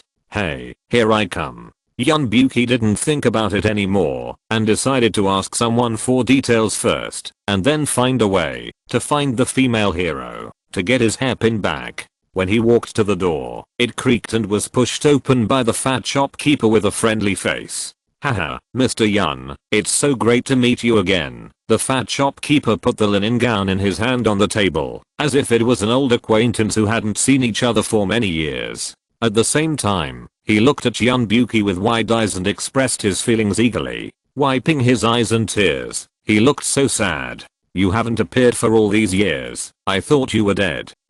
Dead. Although Yun Buki was a member of the archaeological team, his professional level was not high. However, he had eaten pork and seen pigs run, and finally realized that dead meant gone. Hey, boss, you are likely to get beaten if you talk like this, you know? I only met this fat shopkeeper who spoke in ancient language and acted as if he was very familiar with me. Even if he was very familiar with me, it would be bad to curse me to be gone, right? Forget it. I'm alive. Haha, it's okay. By the way, big brother, what year is it now? It's the Zhenguan period now. Why, where have you been? Why are your clothes and way of speaking so strange? What kind of stimulation did you receive? Why do you seem to have forgotten everything? The Zhenguan period, the Zhenguan period, then this is not the Tang dynasty? The fat shopkeeper's eyes were full of sincerity and concern, which made Yun Buki, who was shocked, return to reality from the surprise of traveling through time and space. Don't say so much. Is the girl who saved me still alive? Do you know which room she lives in? Yun Buki was upset and didn't care why the fat shopkeeper knew him. He just wanted to get the hairpin back quickly. Maybe he could travel back again. Girl? Where is the girl? Oh, you are talking about that Mr. Lee. Although he is fair and handsome, he is not a girl. You threw him to the ground like that. No wonder you were knocked out by someone. The fat shopkeeper's eyes were obviously problematic. Not only did he not have the sharp eyes of a businessman, but he always recognized the wrong person. However, he cared most about money and was the most accurate in his calculations. Forget it. Forget it. Just take me to her. I have something to tell her. Yun Buki's hairpin was in the woman's hand. This was related to whether he could return to his own world. Of course, he wanted to get such an important thing back. No, no, no, you offended others yesterday, and now you seem to be possessed by evil spirits. You'd better not go. If Master Lee gets angry, the long sword in his hand is not to be trifled with. The fat shopkeeper really mistook Yun Buki for the old friend in his memory. At this time, of course, he reached out to stop the confused young man. Hey, why can't I talk to you? Tell me, what do you want to take me with you? Although Yun Buki was not short, he had thin arms and legs, so he really couldn't beat the fat shopkeeper. He was angry and annoyed, so he could only negotiate with the fat shopkeeper. Okay, then let me ask you, what's your name? I won't change my name. My name is Yun Buki. Then where did your name come from? Yun Buki took out the small wooden sign hanging on his chest, which happened to have his name engraved on it. Hearing this, he directly showed it to the shopkeeper, motioning him to take a closer look. Look, this is our Yun family's descendant card. Hey, that's not right. Take a look for yourself. What exactly is written on it? The fat shopkeeper's face was full of expressions of caring for the mentally retarded child, and Yun Buki was suddenly interrupted by him, and was also half believing and half doubting. He turned the descendant card around. Yun Buki. Hey, why is Buki gone? Damn, how did it become two words? Yunye, who is Yunye? Hiss, what the hell is going on? Mr. Yun, no matter what the reason is, that you can't remember it, no matter what happened to you, and you can't recognize me, but I know you, that's enough. Alas, with a sigh, how about this? You wash your face first, and the clothes are prepared for you, as well as the golden wound medicine. I will bring you breakfast later. Alas, the fat shopkeeper shook his head and sighed, turned around and walked out of the room, leaving only an inexplicably flustered Yun Buki, or Yun Yue, standing there at a loss, creaking. Yun Buki, who gradually accepted the reality, walked out of his room with a depressed look. As soon as he went out, he saw a back figure, who was leaning on the railing, stopping to watch the scene in the courtyard downstairs. He was wearing a green long gown that fit him very well. He was wearing a pair of cloth shoes and a coarse cloth belt around his waist, just like the indigenous ancient people in this world. But he had a short haircut. Wait, a short haircut? Hey, brother, you. The short-haired man leaning on the railing was of course Luo Wen. As for the coarse linen clothes on his body, the boss dared to sell him 100 coins. He didn't say anything either. At least the boss's wife's craftsmanship was still good, and it was worth the price. Listening to the communication of the merchants downstairs, he also roughly understood the huge price difference between the north and the south. Hearing the obvious rapid breathing and a half-believing and half-doubting greeting from behind, Luo Wen slowly turned around. Huh? Kettle? Isn't this the water bottle I dropped in the desert yesterday? The army green straps and green camouflage paint, no matter how you look at it, it can't be a product of this era. My name is Luo Wen, I think you dropped this on the road, right? It was obviously different from the way the fat shopkeeper spoke, and there was a sense of intimacy that came naturally. Although Yun Buki was surprised by the man's handsome appearance, he was also confident in his handsomeness. But he would not have a good impression of a stranger just because of this. So what was the reason for this sudden sense of intimacy? Oh, Mandarin, and this way of speaking, that is different from the local way. Brother, you also came from the time travel? Yun Buki took his water bottle casually, his face showing excitement, fear and eager expectation. It seems so, but you were in front of me. Yesterday I followed your footprints, and walked out of the desert. Haha, puff, great, I have a companion. By the way, my name is Yun Buki. I'm so happy. I hope you don't mind. Yun Buki was so happy that he gave Luo Wen a bear hug. After letting go, he seemed to think of some bad memories and apologized with a smile. However, he was sure this time that Luo Wen was definitely a man because of the solid touch in his hand and the strong and tough real stuff under his clothes. Yun Buki was sure that this fellow villager who suddenly appeared must be a martial artist. Who knows, he is a retired soldier or a descendant of ancient martial arts. This world was completely unfamiliar to Yun Buki. Seeing a fellow countryman there, he was of course full of trust and goodwill towards Luo Wen, even though they had never known each other before. Chapter 135 Communication. Haha, brother Luo, you are even more confused than me. You don't even know how you got here. You just climbed the mountain and were going to the top to watch the sunrise, but everything went black. The next time you appeared, you were in an uninhabited desert under the scorching sun.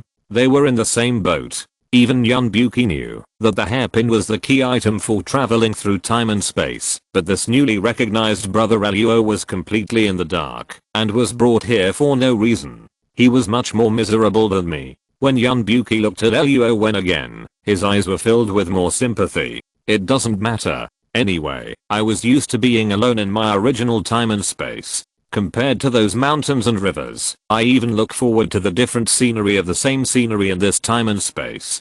Haha, Luo Wen's fabricated origin can be regarded as half true and half false, but he didn't have many bad impressions of this yellow-haired guy. At least Yun Buki treated people very sincerely. For this reason, it was worth making friends with him. As for his erratic and impatient nature, Luo Wen could only say that he was a boring and dull person, and that he had become more introverted after being tempered. It was impossible to expect everyone to be like him. Well, Luo, you are awesome. You have such a fearless idea, which is really a role model for our generation. If I have the chance in the future, I would also like to be a travel buddy with you and exercise my body and courage. Yun Buki, who gave a thumbs up, really admired Luo Wen from the bottom of his heart. It was not only the strong self-confidence he exuded, but also his words and body movements, which were always so calm, as if no problem could stump him. Bragging, for show. Yun Buki doesn't think so. With a large backpack full of modern equipment and food, plus the fact that they were all time travelers, he slept in a daze all night. Then he looked at this buddy, who had changed his clothes, and was in the mood to collect intelligence upstairs early in the morning. He was able to cross mountains and ridges alone, and was carrying a mountaineering bag weighing dozens of kilograms. Calling him Brother Luo was not a loss at all. Brother Luo, we have to travel together in the future, so that we can take care of each other. The key is that I was brought to the Tang dynasty because of a hairpin. There is no electricity and no internet. As soon as I arrived, someone wanted to kill me with a knife, just because I drank his water and ate a piece of his hard to swallow meat. Do you think I'm wronged? Yun Buki kept complaining and venting to Luo Wen. Anyway, I don't want to stay here for a day longer. As long as I get my hairpin back, I will find a way to find out the reason for the time travel, and then find a way to go back. The noise downstairs was getting louder and louder. The Hu and Han merchants who woke up either started to eat breakfast, or packed their bags and goods, and prepared to go to their respective destinations. Luo Wen was still lying on the railing, smiling and listening to Yun Buki's thoughts and decisions. Have you had breakfast? I'll invite you downstairs for breakfast. Also, you'd better change your clothes first. For your hair, just wrap it with a wig. After dinner, go get a wig and wear it. What do you think, Xiao Huang? Hey, Brother Luo, didn't I tell you that you can call me Brother Yun or Buki? Why do you call me Xiao Huang as soon as we meet? Yun Buki was just a little excited when he heard that Luo Wen wanted to treat him to a meal, but the word Xiao Huang brought him down again. Your yellow hair was not popular in my era. Besides, Xiao Huang sounds so nice and easy to remember. If not, I can call you Ahuang. Ahuang? This, isn't it the same as 1K? Forget it, forget it. Okay, it's just you, Luo Jen, who made me feel friendly when I saw you the first time. Xiao Huang is Xiao Huang. Yun Buki turned and went into his room. As for the Hazira mentioned by Luo Wen, he didn't find anything wrong for a while. Luo Wen also took out a black gauze soft cloth from his arms and put it on his head. In ancient times, this thing was very popular. You must know that the body and hair are given by parents. Everyone has a long black greasy hair. How can it be washed every day? Things that cannot be done in later generations are even more impossible in this feudal society. With a face like a crown jade and a fragrant body, he is a noble son, at least a wealthy family. There are special maids to comb his hair and tie a bun. Otherwise, wrapping the hair in the bun is actually the best choice. Besides, looks are innate. Luo Wen cares about connotation and strength. Just wrapping his head, do you still expect him to film TV series and let the fans cheer for him? Gurgle, gurgle. Brother Luo, where did the money come from? If it weren't for the fat shopkeeper who mistook me for someone else, I'm afraid I would have nowhere to go. Drinking porridge, the real rice grains can be counted. Fortunately, there are big steamed buns and pickles, although bitter and hard to swallow. But Yun Buki, who is hungry, sees Luo Wen eating extra seriously and sweetly. He can't act too delicate, otherwise he will provoke him to laugh. Isn't that asking for trouble? Money? Oh, you probably didn't have time to prepare. I'll give you a few, just as a gift for our chance meeting. A few? Gift? What does it mean? Snap. The heavy, golden, round gold coins were taken out from Luo Wen's arms and handed to Yun Buki. I don't have much on me. I prepared them specially for traveling abroad. These 5 coins can be exchanged for 5 strings of money. Remember to save them. Hiss, oh my god. Luo Jet, this is gold. Woo, hush. Keep your voice down. There are people around. Luo Wen was quick and stuffed a big steamed bun into Yun Buki's mouth. Right. Don't show off your wealth. Don't show off your wealth. Haha, Luo Jet, you are so generous, so nice. Haha, snap, snap, 1, 2, 3, 4, 5. Exactly 5. Luo Je's financial resources are too strong. He always carries big gold coins with him. If this happened in the future, at least one piece would sell for more than 20,000, right? 5 is 100,000. No, no, no. Whether here or after he goes back, he has decided to stick with brother Luo. In addition to his recognition of Luo Wen, Yun Buka's face now has a few more expressions of flattery and respect. After all, rich people are particularly popular, no matter where they are. After breakfast, although it was a little simple, Yun Buka's stomach finally stopped growling. He made a new friend and got a huge sum of money. He was in a really good mood. After asking Luo Wen and hearing that he didn't need to make a wig for him, Yun Buki just made one himself. As for the materials, of course, the fat shopkeeper helped to find them, who made him recognize that Yun Buki was his benefactor Yun Yi. Knock knock. While knocking on the door of the benefactor who was dressed as a man, Yun Buki turned his head and smiled foolishly at Luo Wen who was following behind him. Maybe he felt that he was a little bolder after feeling that someone was rich. Who? Cold and crisp. Obviously a woman's voice, but in ancient times without TV dramas, the ancients did not seem to agree with such experience. Oh, my name is Yun Buki. May I know what to call my benefactor? You don't need to know. What?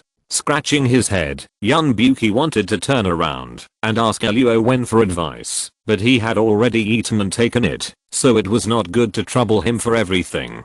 Besides, Luo Je was standing behind him, which was already a great support. I know you are chivalrous and saved me, but I still have. You don't have to thank me. Yun Buki hesitated and was speechless. If he had known earlier, he would not have been so reckless yesterday. Now he is in a difficult situation. No matter what, she saved his life. Now he comes to ask for a hairpin, which is indeed a bit ungrateful. But how can he go back without a hairpin? My benefactor, I still have something with you. Can you give me back the hairpin? Hairpin, I saved your life. This hairpin is a reward. Lianlin, who was in the room, was putting her hair up in front of the bronze mirror.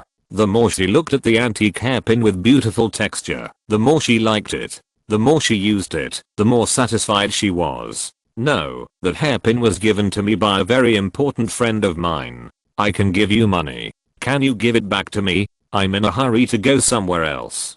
Going somewhere else? Lianlin's heart moved. It might also be the arrangement of the plot. Anyway, she had a kind of good impression of Yun Buki, who was handsome and showed extraordinary performance. Thinking that she was going to Chang'an, she just needed a companion along the way to help her conceal her identity. As for this Yun Buki who came to her door, she decided to let him be. Since you want the hairpin, then accompany me to Chang'an and be my follower. If I'm satisfied, I may return the hairpin to you. What do you think? What? Follower? Chang'an? Fuck you. I just want to ask you one question. Why don't you return my hairpin? No. Okay, you force me to do this. If you're listening to this novel on a channel other than Fanfic World, it means they downloaded and uploaded it without effort. We cordially invite you to visit our channel, Mundo Fanfic Novelos. There you'll find the original version of this story and you can explore many other novels of various genres. We're waiting for you to immerse yourself in a world of incredible novels. Chapter 136, Turning a Blind Eye. Ding ding ding. Come and take a look. Come and take a look. Someone took something, and she won't return it. Everyone, please help judge. Ding ding ding. Someone robbed something and no one cares. Luo Wen only knew that in the original plot, Yun Buki walked into the inn and met Lianlin, who was dressed as a man. As for how the story unfolded later, he didn't have time to pay attention. Now seeing Yun Buki, who has a lively personality, using the legendary moral kidnapping and public opinion pressure fusion move, he couldn't help but frown, quietly moved his feet, and turned back to his room. Damn, I can't afford to lose face to such a person, and I can't do it. Even if you convince people with virtue, use money or fists, and open your mouth and yell, I am convinced. Hey, Luo Je, why are you leaving? Hey, Luo Je. Click, bang. The door was opened instantly, and a solid fist was printed on Yun Buki's face. Although it was not as big as a casserole, Lianlin, who was skilled in martial arts and had great power, was far from being the fragile comrade Xiao Huang, and he could not withstand it. Hiss, ouch.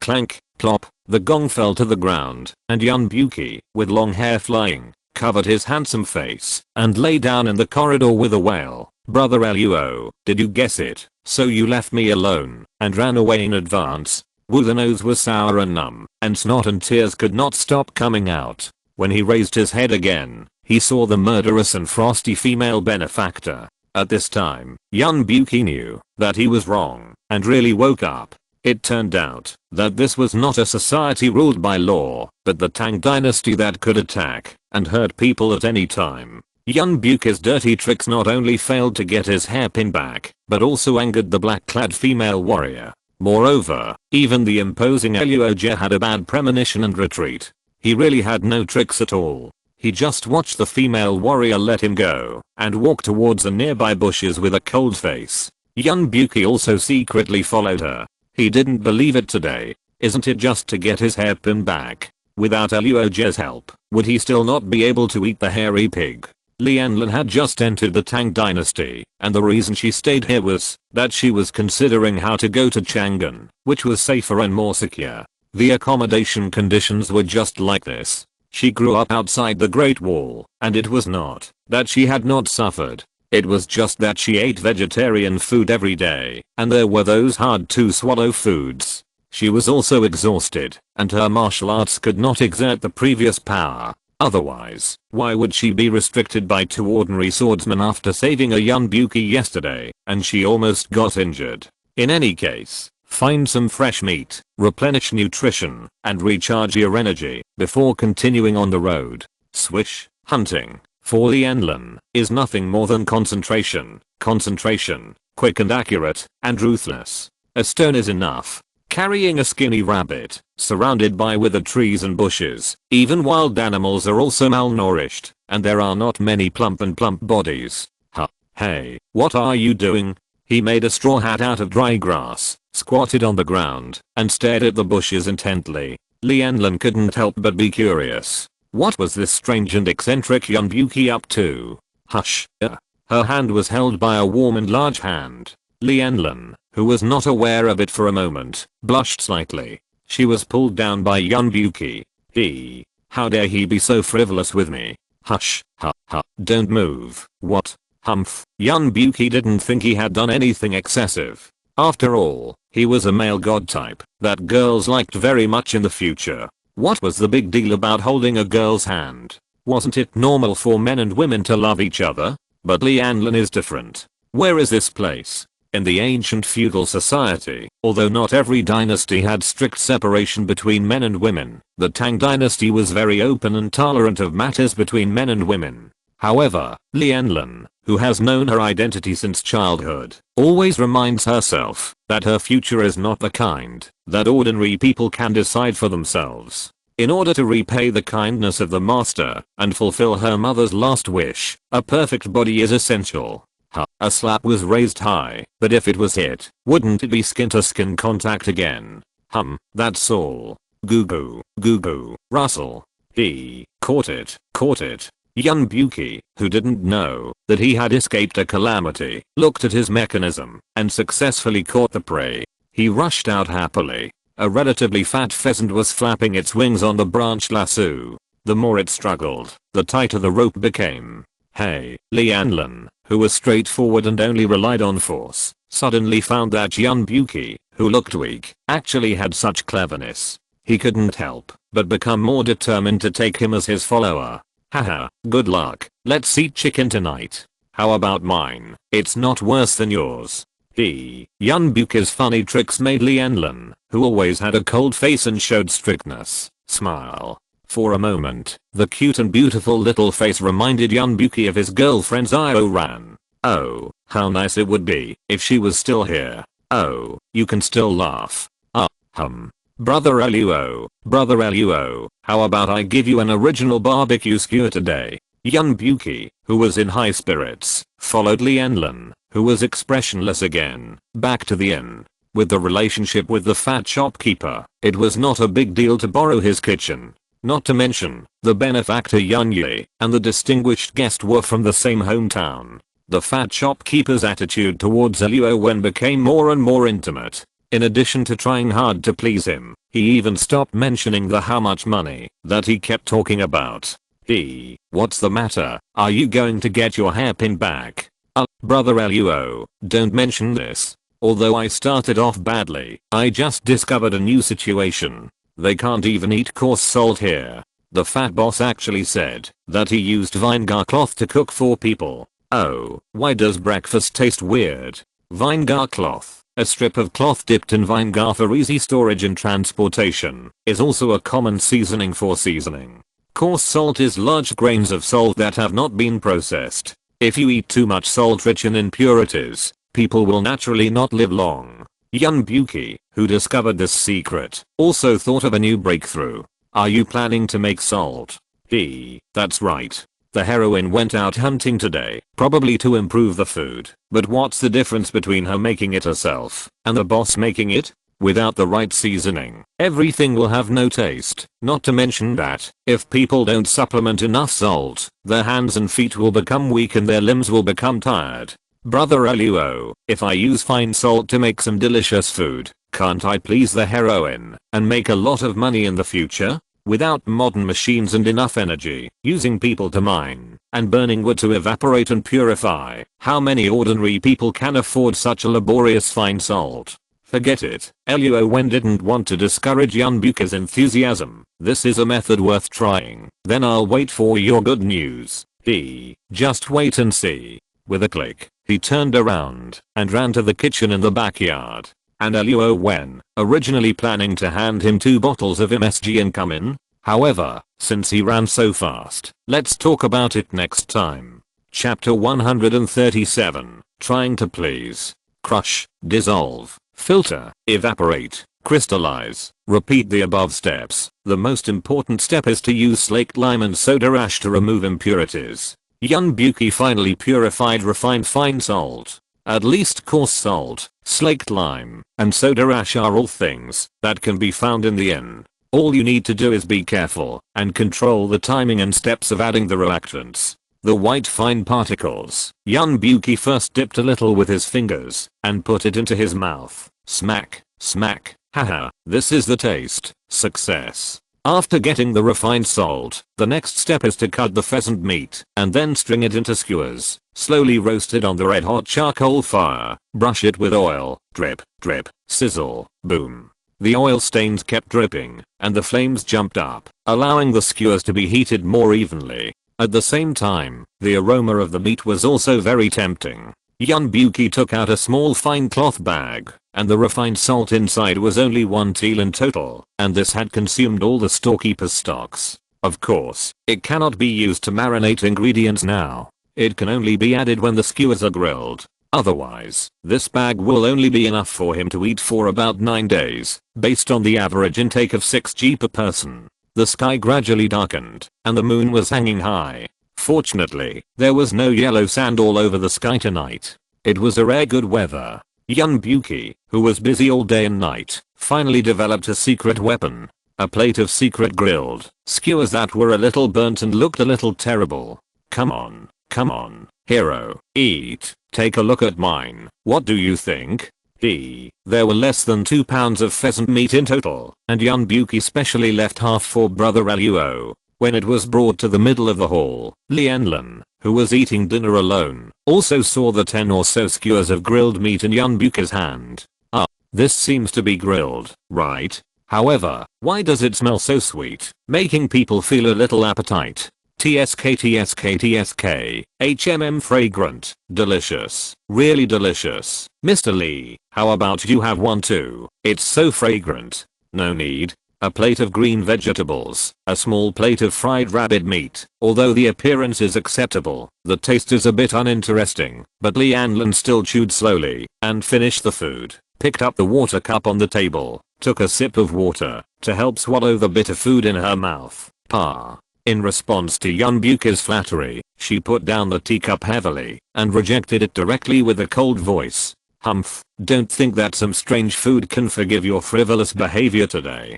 Swish, Hey, try one. I've been busy for so long today, just to make it for you to taste. We can discuss it, if there is anything, don't you think? The grinning Yunbuki didn't seem to know how to keep a distance, which was an extremely important thing for a single woman in ancient times. He moved his butt and sat directly next to Lianlun from the opposite side. Bang. Lianlun was still angry. How could she be indifferent to Yunbuki's frivolousness at this time? She picked up the weapon she carried with her and put it across his neck. She felt that this should not be considered a skin-to-skin intimacy. Humph. I advise you not to push your luck. Believe it or not, I will kill you now. No, hero. Let's talk it out nicely.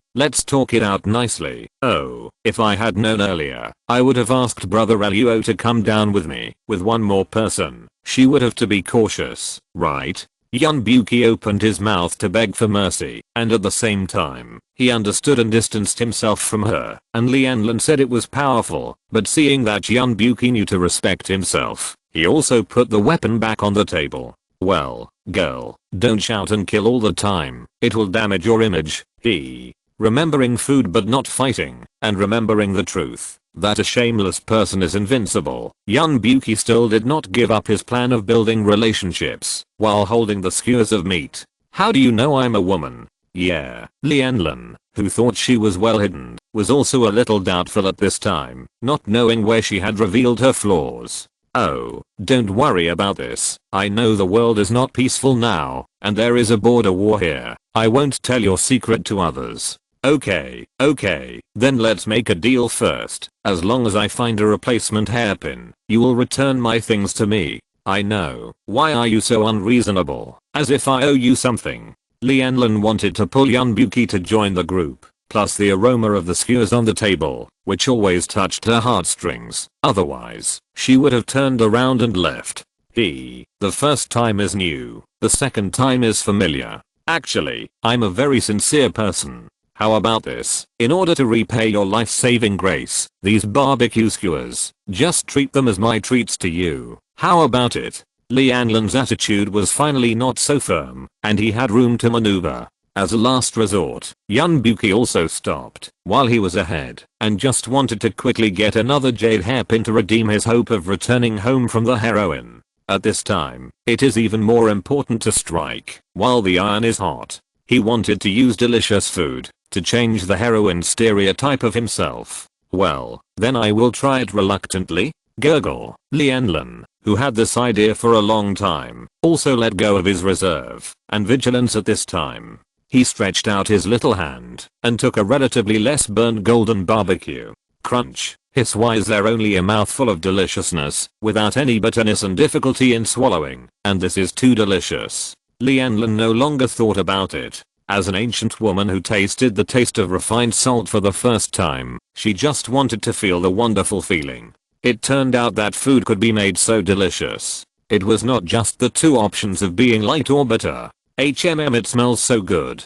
Hey, it tastes good, right? If it tastes good, you can eat more. Oh, by the way, is the taste suitable? I still have salt here. I'll give you some more. Yunbuki saw the female knight staring with eyes wide open, with a look of obsession and intoxication. He also remembered that the salt he sprinkled was still light, and he should add a little more. The taste should be better. He took out the small cloth bag in his arms, untied the knot, grabbed a finger of snow white fine salt, and sprinkled it on the stunned Lianlun skewers. This is salt. She had never seen refined salt of such quality. This is probably not the tribute salt that only the palace has. Tell me quickly, where does this salt come from? The delicious food in hand could not resist Lianlun's curiosity about refined salt. You must know that this is the border. She has lived outside the Great Wall since she was a child, and she doesn't eat much coarse salt.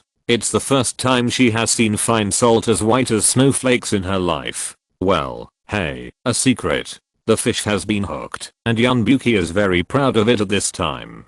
Lianlun has changed her frivolous impression of Yunbuki. Unexpectedly, this person not only has endless ghost ideas, but also has some secrets on him. Eat slowly. I'm going to deliver food to my fellow villagers first. See you later. It was late, and Yunbuki, whose goal had been basically achieved, Perhaps thought of Luo Wen, who had not shown his face for a day, turned around and went to the kitchen, brought out another plate of barbecue skewers, and then ran up to present the treasure. Lianlin was left alone with a complicated mind, eating the delicious food in his mouth, but thinking about something in his heart. He actually has a companion. When did this happen? Knock, knock, brother Luo, I'm here. Take a look at the original barbecue I made. Please give me some comments. Haha, how is it? Not bad, right? Zhao Huang, were you distracted when you were grilling? Why are these all burnt? Forget it, it's barely acceptable. You've been busy all day, and it's not easy. Huh. Brother Luo, it shouldn't be that serious. You always look calm when eating the food made by the shopkeeper. Why are you so picky when it comes to the food I made myself? Do you think you can use the same review standard for you and him?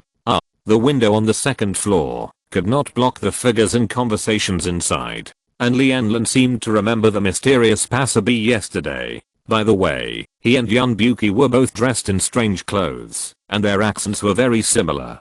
They were actually from the same hometown. Chapter 138. The story begins. Yun Buki downstairs agreed to follow Lianlin temporarily. Luo Wen did not have any different opinions. As for whether to follow them or not, it was not a difficult choice. Yun Buki is the protagonist, but that is only relative to the plot world. In this magic changed real world, Luo Wen does not believe in the destiny of heaven. As for imperial power, how can a modern man respect the feudal dynasty of thousands of years ago? What's more, Luo Wen is not like Yun Buki, who is powerless and can only rely on power to get the life and future he wants. Luo Wen is a time traveler bound to the system, a modern man with plugins and explosive strength. As long as the 3-year experience period is up, he can return to his main world at any time, a parallel universe that is 99% the same as Yun Buki. When he was in a good mood, he would find something to kill time. When he was in a bad mood, Luo Wen didn't mind letting the prince sitting on the dragon throne fall from the pedestal. He couldn't really change history, and he didn't change the history of his own world. Luo Wen didn't care about a big hammer. Oh, there are livestock pens and chicken coops in the inn. Otherwise, we can't buy all the food and daily necessities from other places. Self-production and self-sales are also the winning secret to ensure that this border inn can operate stably all the time. In the early morning, Luo Wen ran outdoors alone to do his daily exercise, and in the evening, he practiced meditation tirelessly and didn't dare to neglect it at all. Sleeping in. It's all bound to the system, and he still thinks about such a good thing. How can it be possible? Luo Wen, who knows that he is not talented, deeply understands the truth. Although diligence cannot make up for clumsiness, but the fact that sand gathers into a tower and water drips through a stone is the real truth of life, and he, Luo Wen, is just such a pragmatic character. Being flamboyant and arrogant depends on the specific situation. Luo Wen, who just got out of poverty and became rich, obviously hasn't learned these vulgarities yet. Hero, come on, you have to eat egg cake in the morning, and add some fine salt, so that you can have strength to go on the road. Yun Buki asked Luo Wen last night, and he said that it's okay to go to Chang'an together temporarily. Anyway, he can do it, and watching Luo Wen playing with his mobile phone in the room, a full-screen super dreamy mobile phone, and a hand crank charger, solar charging panel, power bank, everything. This makes Yun Buki envious. Unexpectedly, Luo J and he didn't travel from the same time and space. Yun Buki himself was born in 2016, while Luo Wen was born in 2020. After figuring this out, Yun Buki's attitude towards Luo Wen became even more intimate and flattering. A walking future man, if he reveals a little bit of the direction and information of the world's development, after he returns, Yun Buki will be prosperous and on the peak of his life. Fine salt, I'm afraid you won't be able to eat this for long, right? Lianlin, who had been sitting in the lobby on the first floor since early in the morning, missed the delicious taste of fine salt. Her face was also rosy and delicate, and she looked full of energy. The power of salt can be seen from this. Hey, don't worry about this, I promise to satisfy you all the way. Yun Buki waved his hand and sprinkled another finger of fine salt on the food.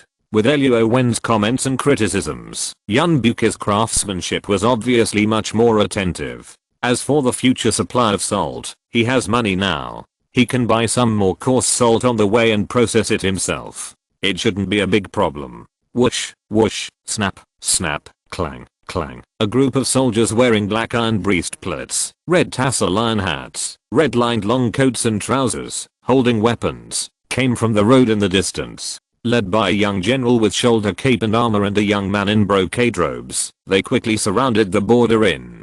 Bang, the door was kicked open by someone. The young general, carrying a long axe, was unruly and had a bad face. He strode into the hall. On the left and right of the young general, there was a squad leader, leading 10 infantrymen under his command, to clear the way for him, showing full strength. In the military system of the Tang dynasty, every 10 people formed a platoon, every 5 platoons formed a group, every 3 groups formed a team, every 5 teams formed a battalion, and above the battalion was a prefecture. The standards of each prefecture were different, and the number of battalions it commanded was also not fixed, ranging from 1 battalion to several battalions. The chief officer of the prefecture was a captain, who was generally a military officer of the 4th rank, and the chief officer of the battalion was a lieutenant.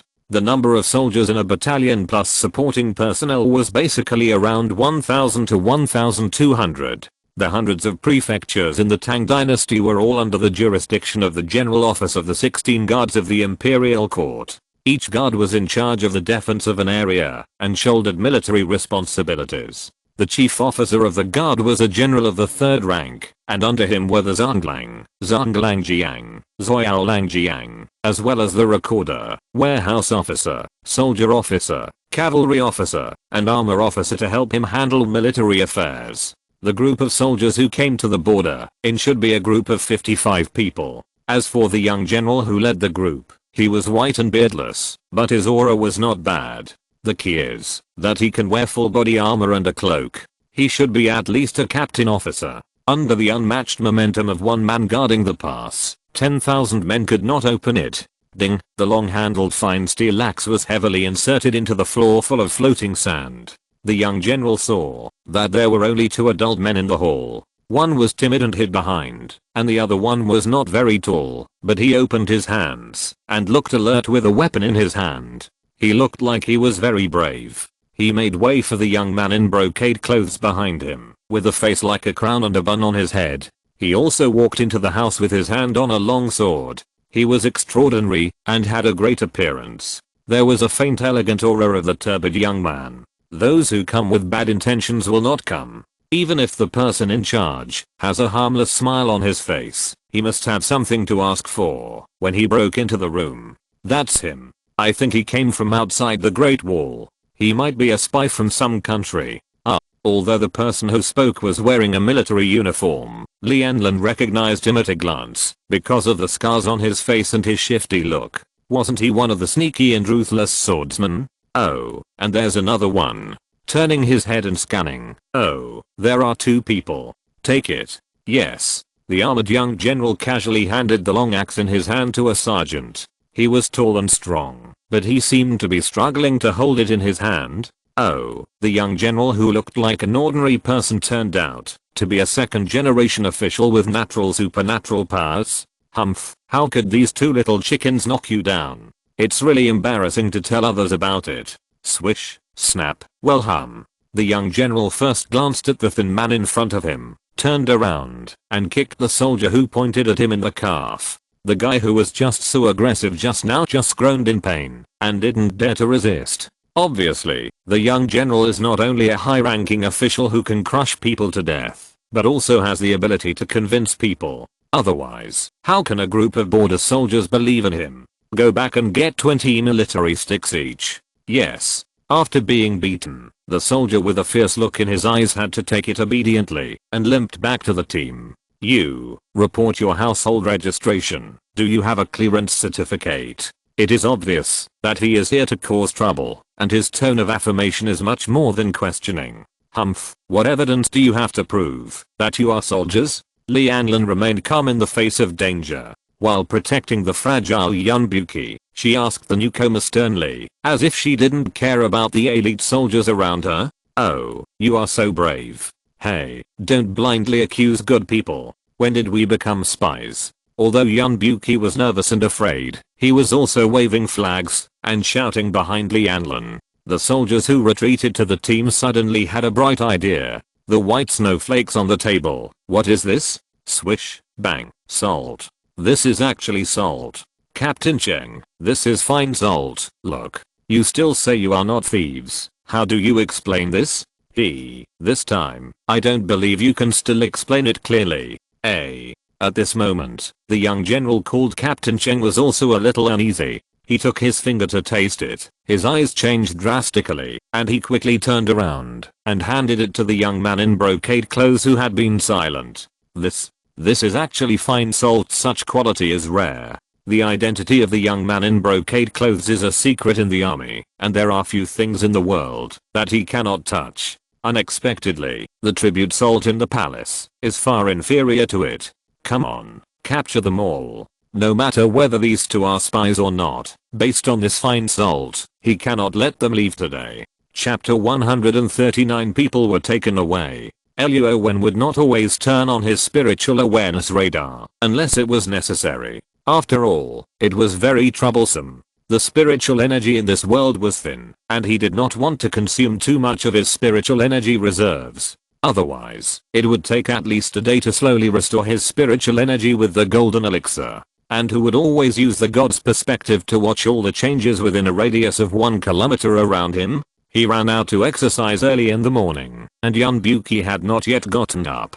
In order not to be accidentally seen, Luo Wen walked a little further away, immersed in the vast experience of the desolate desert and the yellow sand covering the sky. How could he know what was happening in the border inn at this time? What's more, with the extraordinary female protagonist Lianlin here, what accidents could Yunbuki encounter? Luo Wen didn't know the changes in the plot later, but the usual routine in film and television works. Until the last episode, the male and female protagonists would not be in a life and death crisis, and even if they did, they would always be able to turn danger into safety. Of course, it is not ruled out that some unscrupulous screenwriters have to do the opposite. My lords, there must be some misunderstanding here. How could Master Yun and Master Li be spies? Since the fat shopkeeper recognized Yunbuki and determined that he was his benefactor Yun Yi, he became bolder and acted more straightforwardly. Misunderstanding. Then where did the salt come from? This. What right do you have to arrest people? I think you are a group of thieves. Even though Lianlin was brave and self-righteous, she did not flinch in the face of the elite soldiers who were eyeing her covetously. But when she really started to fight, she had no confidence at all. She was not sure about the naturally powerful Captain Cheng, not to mention the extraordinary and unpredictable young man in gorgeous clothes, and this group of big-headed soldiers. Catch him. Yes. Hey, what are you talking about? You're a spy. My salt is refined from the shopkeeper's coarse salt. Yunbuki, who finally understood the key to the problem, hurriedly explained. Otherwise, if he was really caught and made a prisoner, even if he didn't die, he would have to suffer a lot. My salt. The fat shopkeeper was very flexible at this time. He ran under the counter in a few steps and took out the bag of coarse salt he had hidden. As a result, it was really empty. Wait, what do you mean by refine? Hearing the term from Yunbuki's mouth, the young man in brocade clothes raised his hand to stop the soldiers from arresting him. Obviously, this fine salt that was far superior to the quality of tribute salt was not as simple as the thief his soldiers said. Spy? Does the word spy make sense? Can the origin of this fine salt like snowflakes? Oh, refining is to crush the coarse salt, melt it, filter it, crystallize it, and then remove the impurities to get the fine salt. This kind of salt can be used with confidence. Coarse salt is poisonous. Even if you don't die, if you eat too much, at least you will lose half your life. Brother Luo, where have you been so early in the morning? Come and save me. Oh, no, it's better not to show up at this time. In case I get caught, you can still find a way to save me. Yes, brother Luo, you must not run out at this time. Oh my god, my salt, Mr. Yun, Mr. Yun, how could you use up such a big bag of salt of mine? After refining, there is only such a small bag left. I spent a lot of money to buy it back. You are wasting it too much. Oh, the fat shopkeeper who sighed, in addition to reluctance and sadness, did not blame Yun Buki at this time. First, because he was his benefactor, and second, his head was now crazy, wasn't it? You go out first and guard the gate. Yes. The soldiers listened to Captain Cheng, and Captain Cheng listened to the young master in brocade clothes. So a group of people put away their weapons, and walked out of the gate in unison. Creak, clang, and by the way, they closed the back door. In the corner of the second floor, a waiter with his head wrapped in a turban quietly retreated and secretly ran into the depths of the jungle from the small door in the backyard, like a spy who was eager to report important information. Zhao Huang, shopkeeper. The empty inn still had messy footprints at the door, as well as some marks of long-handled weapons touching the ground. Did they have any accidents? Could it be that the Kiang people nearby had crossed the blockade of the Tang army and ran over to rob the grass valley? No, it's just Yun Buki, the fat shopkeeper, Lianlin, and the waiter whose hair Yun Buki cut off to make a wig. The four of them are missing. The chef in the backyard, the fat shopkeeper's wife, and some merchants who left in a hurry indicate that they should have just had an accident rather than being kidnapped and killed. Oh, Mr. Luo, you are finally back. Just now a group of ferocious soldiers came and insisted that Mr. Yun and Mr. Li were spies, and then said that they would invite them back to make salt. My husband is so brave that he insisted on going over to be a guarantor. Now I don't know what to do. Woo woo, the crying woman is the most traditional woman in ancient times. The fat shopkeeper who has always been the master of the house is gone, and she can't even take care of those guests who haven't paid their bills. Oh, they were taken away. Do you know where they were taken? Ah, yes, yes, yes. More than 20 miles northwest of the poisonous salt mine. I heard that there is a battalion of Tang soldiers mining salt. I guess my husband, as well as Master Yun and Master Li, were all captured there. Although her tears were streaming down her face, the woman did not lose her mind. However, why were only 3 people taken away? What about the missing waiter in the store? Okay, I'll go and find out the situation. Since there are no customers in the store, you should close the doors and windows, and don't open for business. I will find a way to bring them all back. The confident and calm Luo Wen was originally just an extremely distinguished guest to the fat shopkeeper and his wife. At first, it was because of his generosity, and later it was because he and his benefactor Yun Yu were from the same hometown, so they loved him and treated him warmly. Plop. Thank you so much, Mr. Luo. Thank you so much, Mr. Luo. My husband is counting on you. Woo. Get up. I'll pack my luggage and go out right away. You just take care of your own safety in the inn. An invisible force made the woman who wanted to kneel down to express her gratitude could only open her eyes wide and watch Luo Wen go up to the second floor. In just a few breaths, he strode directly out of the store and soon disappeared from her sight. Only then did she come to her senses. Mr. Luo actually has such a magical power. My husband is saved. My husband is saved. Woo. Hurry. Hurry. Laoli. Close all the doors and windows of the store. We are closed.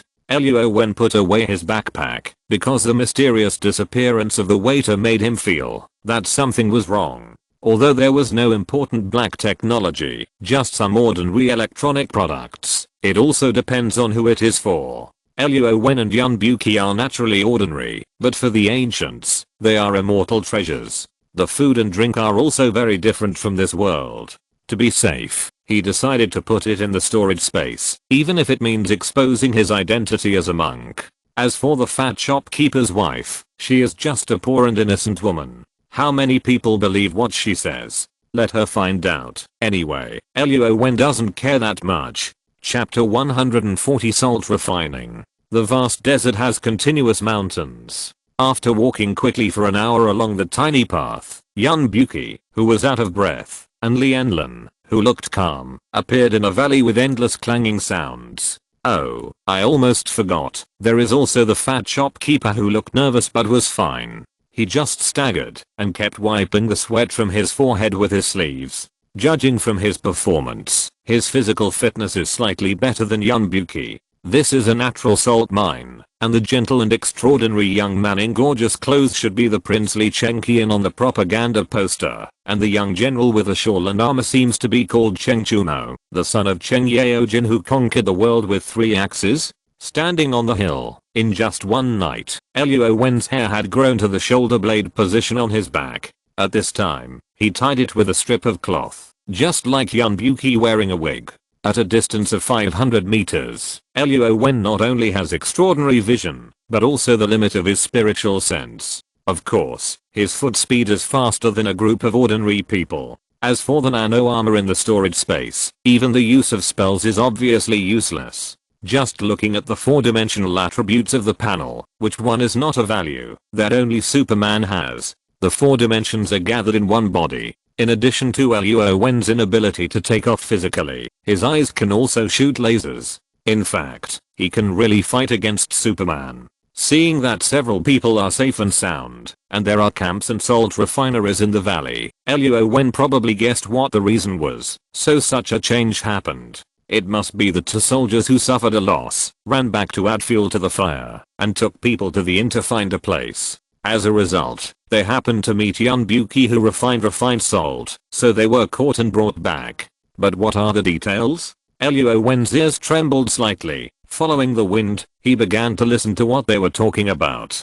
He scanned with his spiritual sense, and confirmed that they were not injured. Naturally, Luo Wen took it back, otherwise he would not bear to keep it running, and consume spiritual power. This is the salt mine where my Tang dynasty mines salt. If you need any materials for making salt, just choose them yourself. His tone was full of expectations, and he was not very strong. It seems that this very handsome prince of the Tang dynasty can be regarded as an enlightened person. Ha ha. Yunbuki finally bent down, and took a breath. Oh, just bring me a basket. By the way, there are also slaked lime and alkaline noodles, the kind for making steamed buns.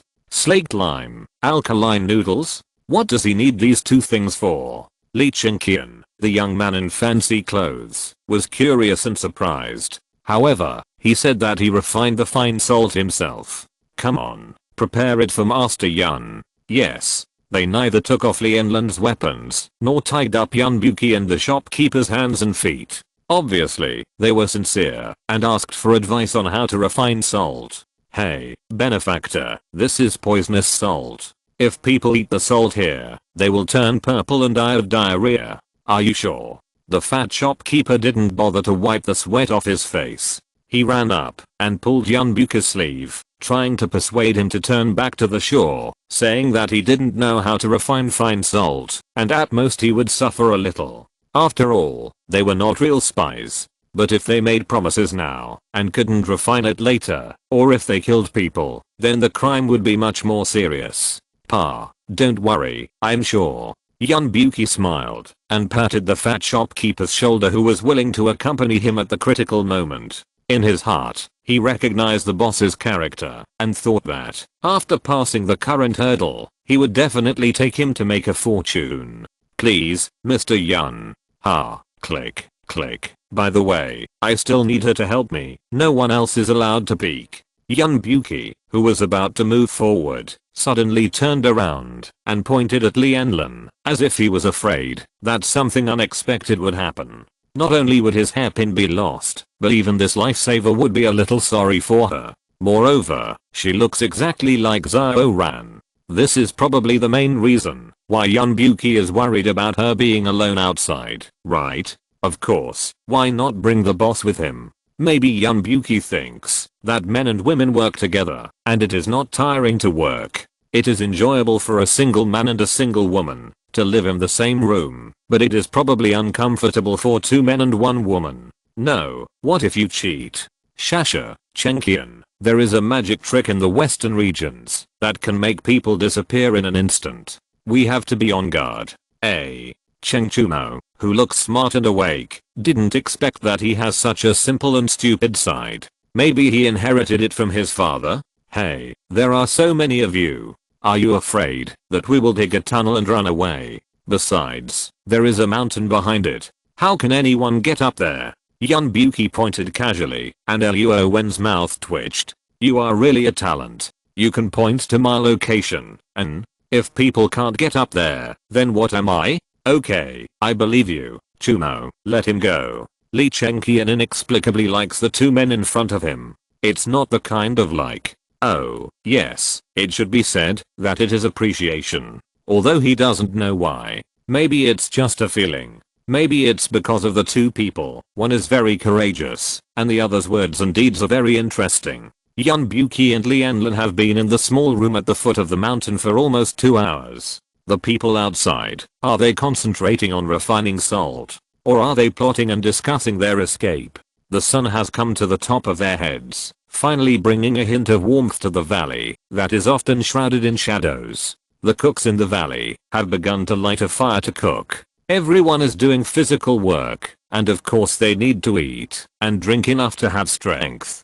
Tap, tap, oh, tap, Chengqian, how can you still be so patient? It's been 2 hours, how long do we have to wait? Li Chengqian, who was guarding the door, leaned on the doorpost, as if he knew the situation inside very well, or he believed in his vision of people. The people inside will definitely bring great surprises and rewards to him, and the entire Tang dynasty. If he has the ability to run, no matter how closely you watch him, he will still run, and we will only lose a few hours at most. However, if what he said is true, what a great benefit it will be for our Tang dynasty, I dare not imagine. Oh, I'm also very nervous, really. TSK, Chengqian, if you are really nervous, then you can still laugh.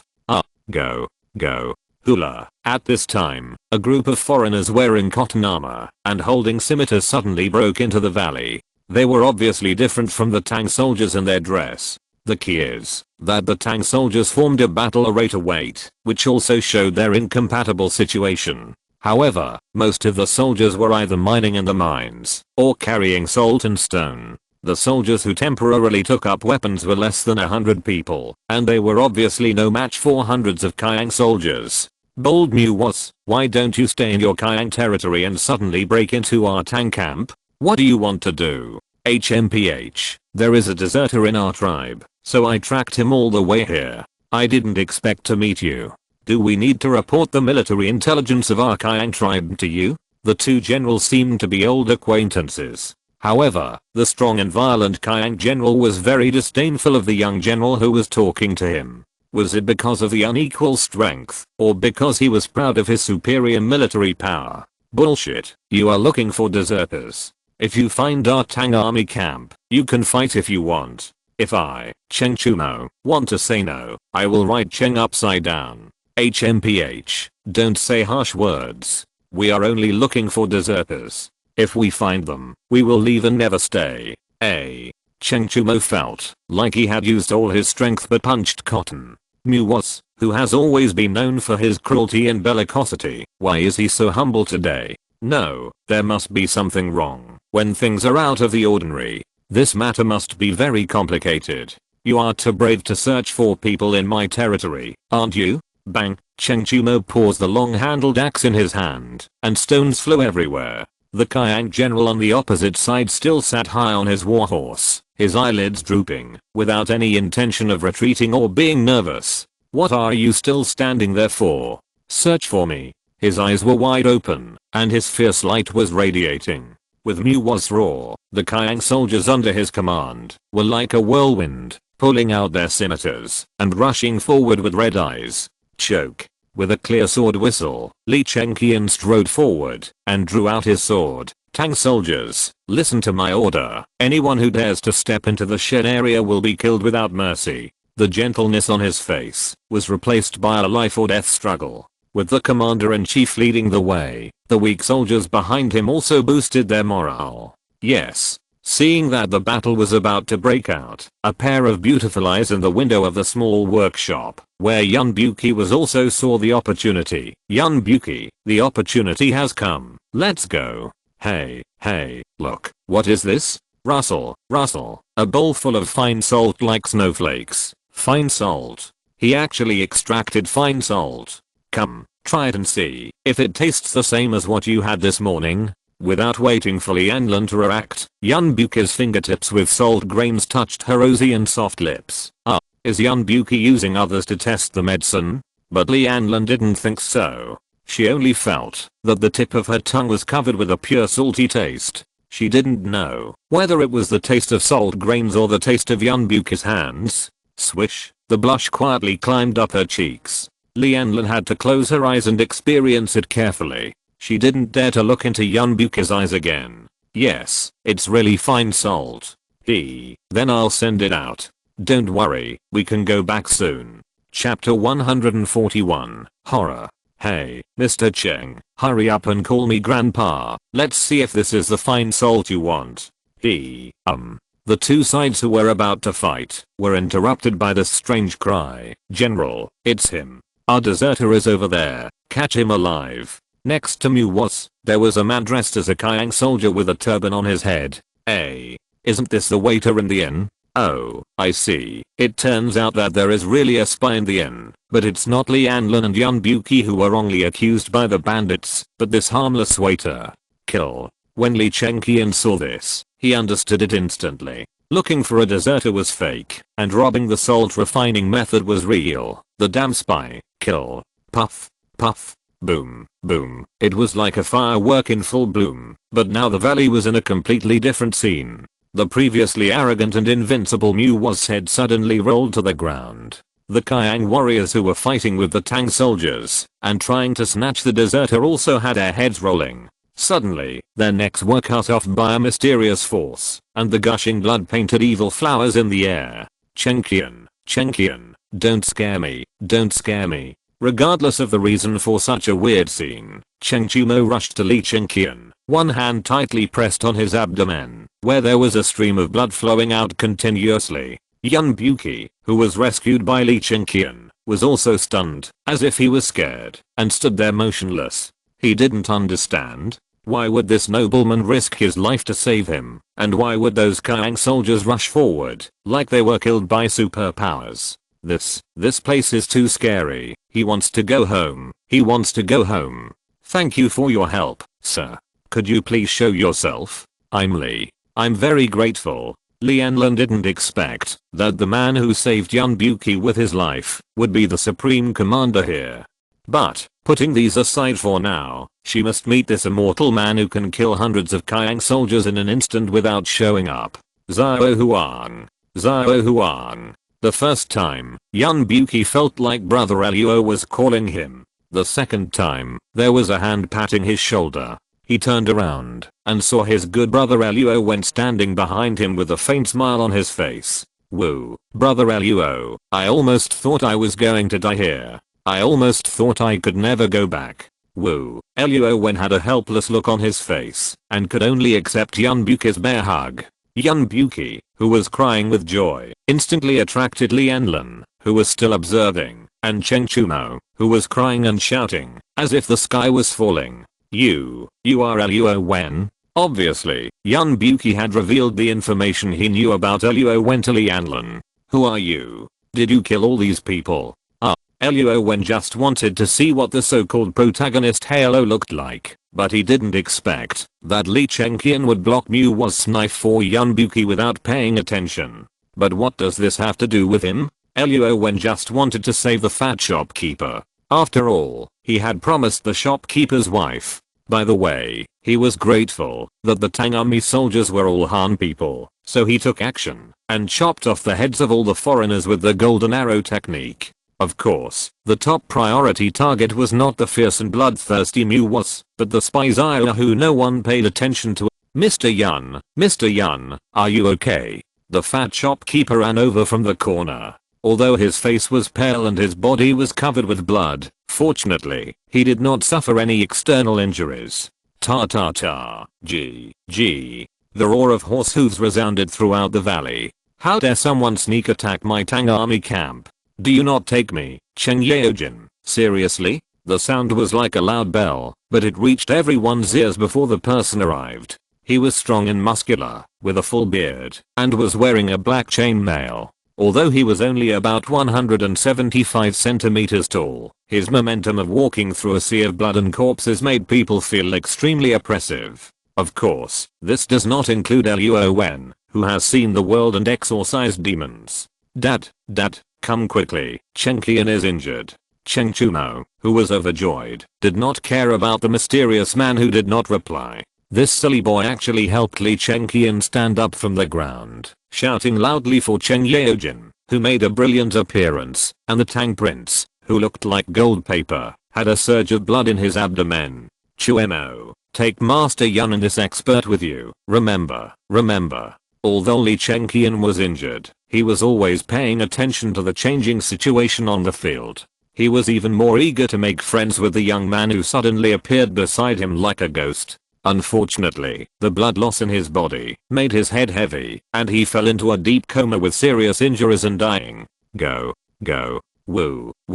Dad, Chen Qian is not going to die, right? Rebellious son, how dare you take the prince away from the camp without permission? Do you know that this is a taboo? Oh, Dad, now that things have come to this, I will take all the consequences alone. You take it, but what can you take? Uncle Cheng. Maybe it was a last breath, but Li Chengqian actually woke up again. Hurry up, faster. Creak. The wheels spun rapidly, and the soldier driving the carriage was doing his best to make the carriage run fast on the sand next door, but at the same time, he couldn't be careless and cause more serious consequences such as car crashes and deaths. Uncle Cheng, Mr. Yun is very talented, and that master has supernatural powers. Have they been connected? Hoo-hoo, speaking weakly, panting like a bellows. Oh, bring it. Chen Qian, don't talk first. Don't talk. Uncle Cheng can't stand your scare. Click, the head tilted. The bumps of the car could no longer wake up the seriously injured prince. Chen Qian, faster. From the salt mine to the Tang army camp, it is actually only 5 miles away, but every minute and every second at this time, Cheng Chumo and Cheng Yaojin, father and son, feel extremely tormented and precious. The fastest carriage in front has left a distance of hundreds of meters, and in the other slowly moving carriage, Luo Wen, Yun Buki, and Li Enlin, the 3 people were speechless for a while. It's not that no one spoke, but the one who was concerned, since getting on the car, has been sitting with his eyes closed, as if he was regulating his breath. That's right, hundreds of Qiang soldiers were killed in an instant. Ordinary people would be exhausted if they used a knife to chop them, not to mention Luo Wen who used his superpowers. He must have been very exhausted. Both Li Enlin and Yun Buki were secretly observing the changes in Luo Wen's expression. But in addition to his handsome face as bright as jade, and his black hair, that somehow grew long overnight, Yun Buki was very sure that this was the brother Luo who called him Zhao Huang. Brother Luo is probably tired. Let's not bother him anymore.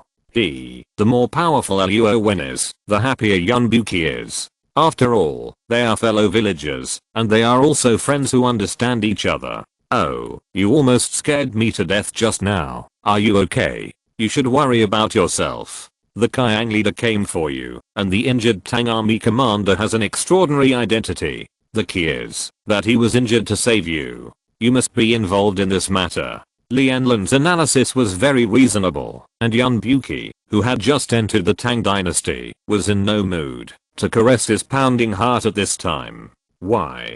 Because you can make salt. Huh? They want salt. Why don't you give it to them? How much is salt worth? Is it worth risking your life and fighting a big battle? Where are you from? Why don't you know the human relationships here at all? Why do you dress strangely and behave differently from us? Li Enlin's heart was full of doubts, not only about Yun Buki in front of her, but also Luo Wen who was sitting with his eyes closed. She wanted to ask all the questions in person, but she didn't dare to ask the unfamiliar Luo Wen. If it was Yun Buki, she would not have such concerns.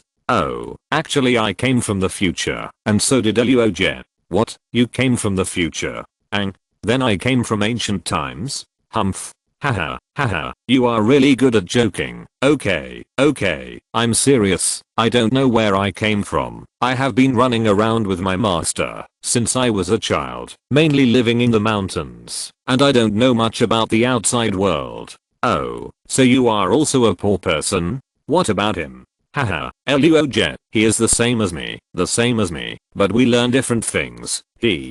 Don't worry, at this time, I won't abandon you. I will protect you until your companion recovers. Oh, then thank you so much. Haha, if you hadn't stolen my hairpin, I would have run away long ago. Humph. The two didn't agree on anything, and the carriage returned to peace again for a while. Luo Wen, with a slightly raised corner of his mouth, felt that Yun Buki was really a smart person. He had only been in the Tang dynasty for a few days. He could still quarrel with Li Anlin. The two of them were really interesting. Chapter 142 Save people.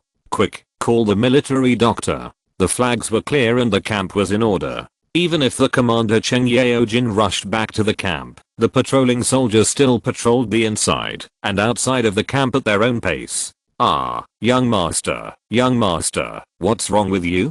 The crying and pretty woman in palace dress ran out of the barracks. Seeing her own young master held in Cheng Yaojin's arms, she was even more confused and felt like the sky was about to fall. Haha, it's amazing. The army even changed the rules for Li Chengqian and let him take a personal maid to take care of his daily life. Across the curtain, Luo Wen couldn't help but feel that the perfect character of Prince Li Chengqian turned out to be missing. Yun Buki and Li Anlin got off the carriage to inquire about the situation. They probably knew that the life and death of this injured young man might change their future life trajectory. Just looking at Luo Wen, who was still motionless, they also felt that they should leave a quiet environment without being disturbed, which would be more suitable for him to regulate his breathing. As soon as the two got off the carriage, Luo Wen opened his eyes at the moment when the curtain was lowered. His eyes were shining, and he was full of energy. How could he have the meaning of overconsumption?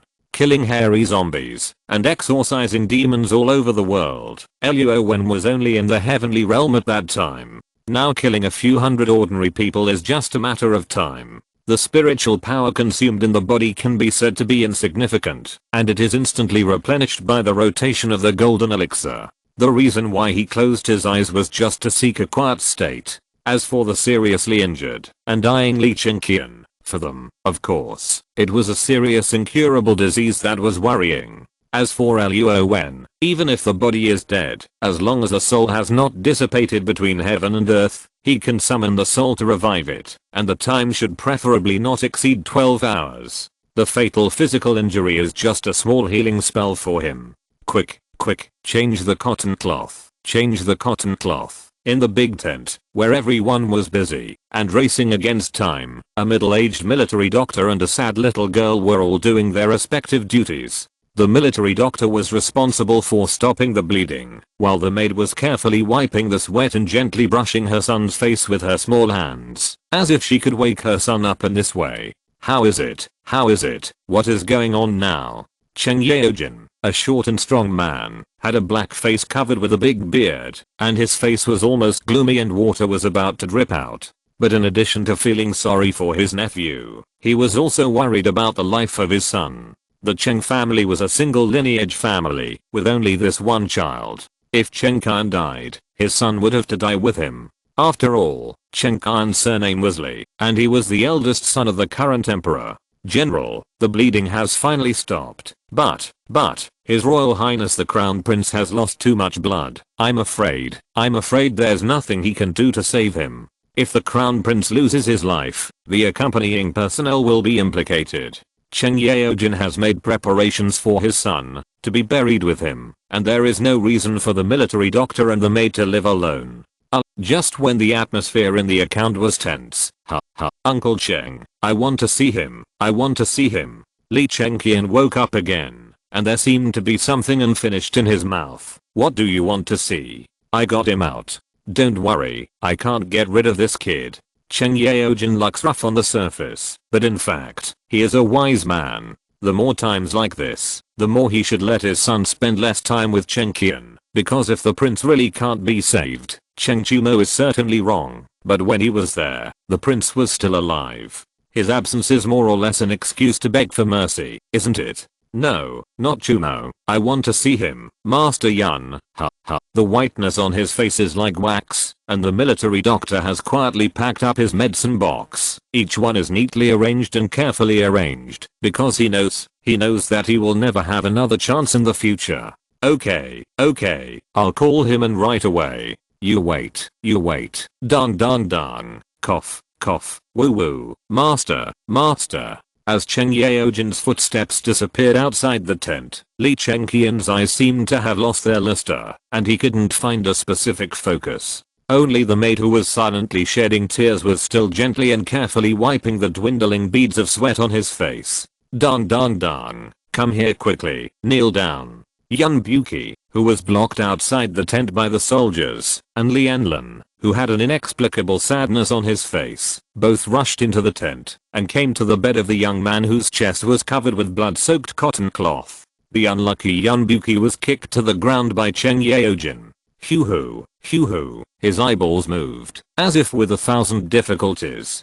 After 2 or 3 seconds, Li Chengqian seemed to have found Yun Buki's position. Sir, if you really know how to make salt, please be sure to teach it to our Tang dynasty. His breath was weak, but he was thinking about the people of the Tang dynasty. Such a great sentiment moved everyone present. Even Yun Buki seemed to be touched at this moment. He wondered if he had a historical mission to complete, since he had returned to the Tang dynasty. Snap, a bloody hand, although weak, but also very firm. Yun Buki was frightened and wanted to shake it off, but he couldn't move at all. I order you to do this. You promise me. The murmur in his mouth was like the last bit of obsession before his death, and facing such a request, Yun Buki couldn't say no. Okay, I promise you.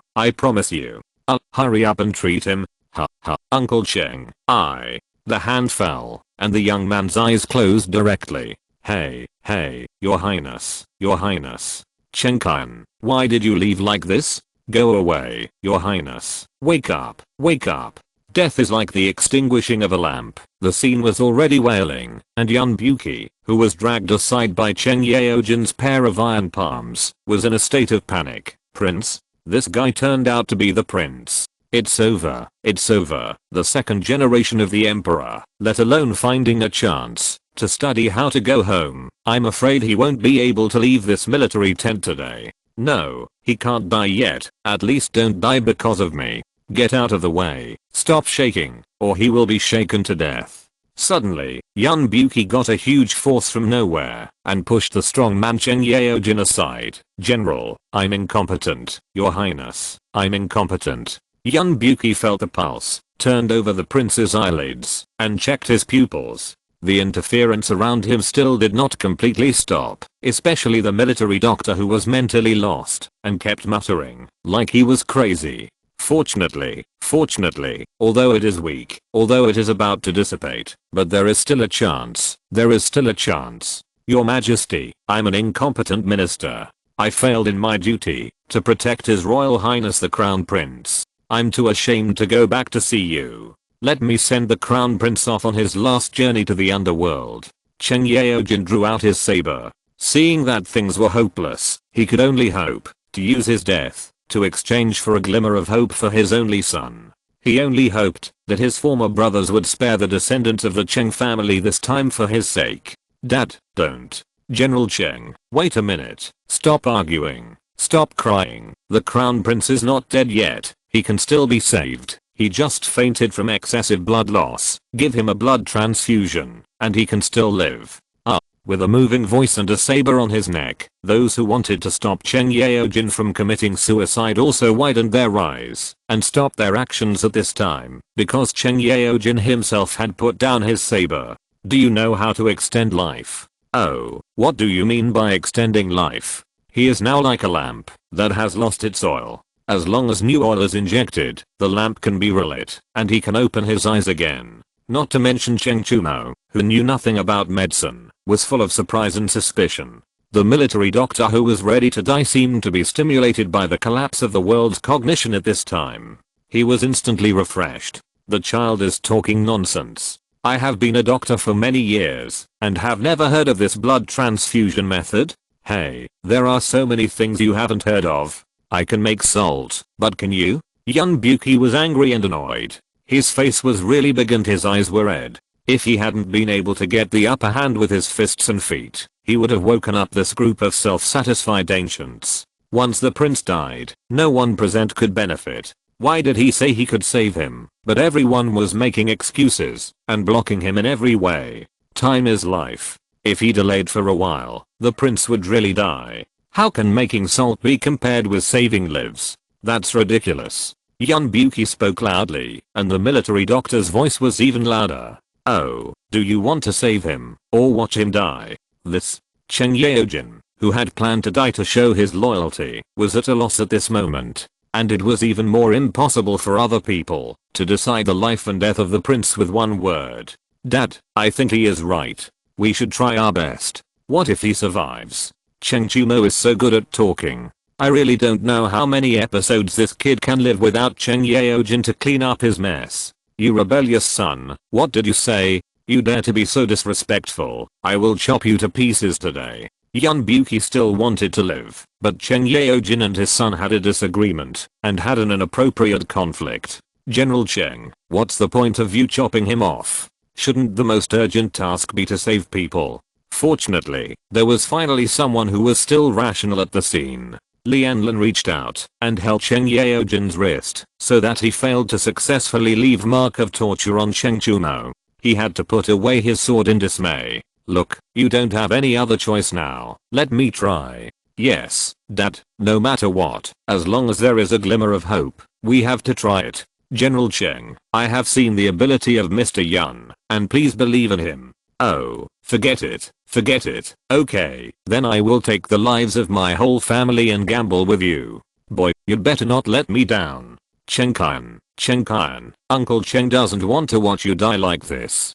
Do your best and leave it to fate. Even if you really can't be saved, let the relevant people go down to be buried with you. If Cheng Yaojin was not so cruel, how could he have ascended to the high position of general? If you're listening to this novel on a channel other than Fanfic World, it means they downloaded and uploaded it without effort. We cordially invite you to visit our channel, Mundo Fanfic Novelos. There you'll find the original version of this story and you can explore many other novels of various genres. We're waiting for you to immerse yourself in a world of incredible novels. Chapter 143, The Eldest Princess. Yunbuki did not bother Luo Wen.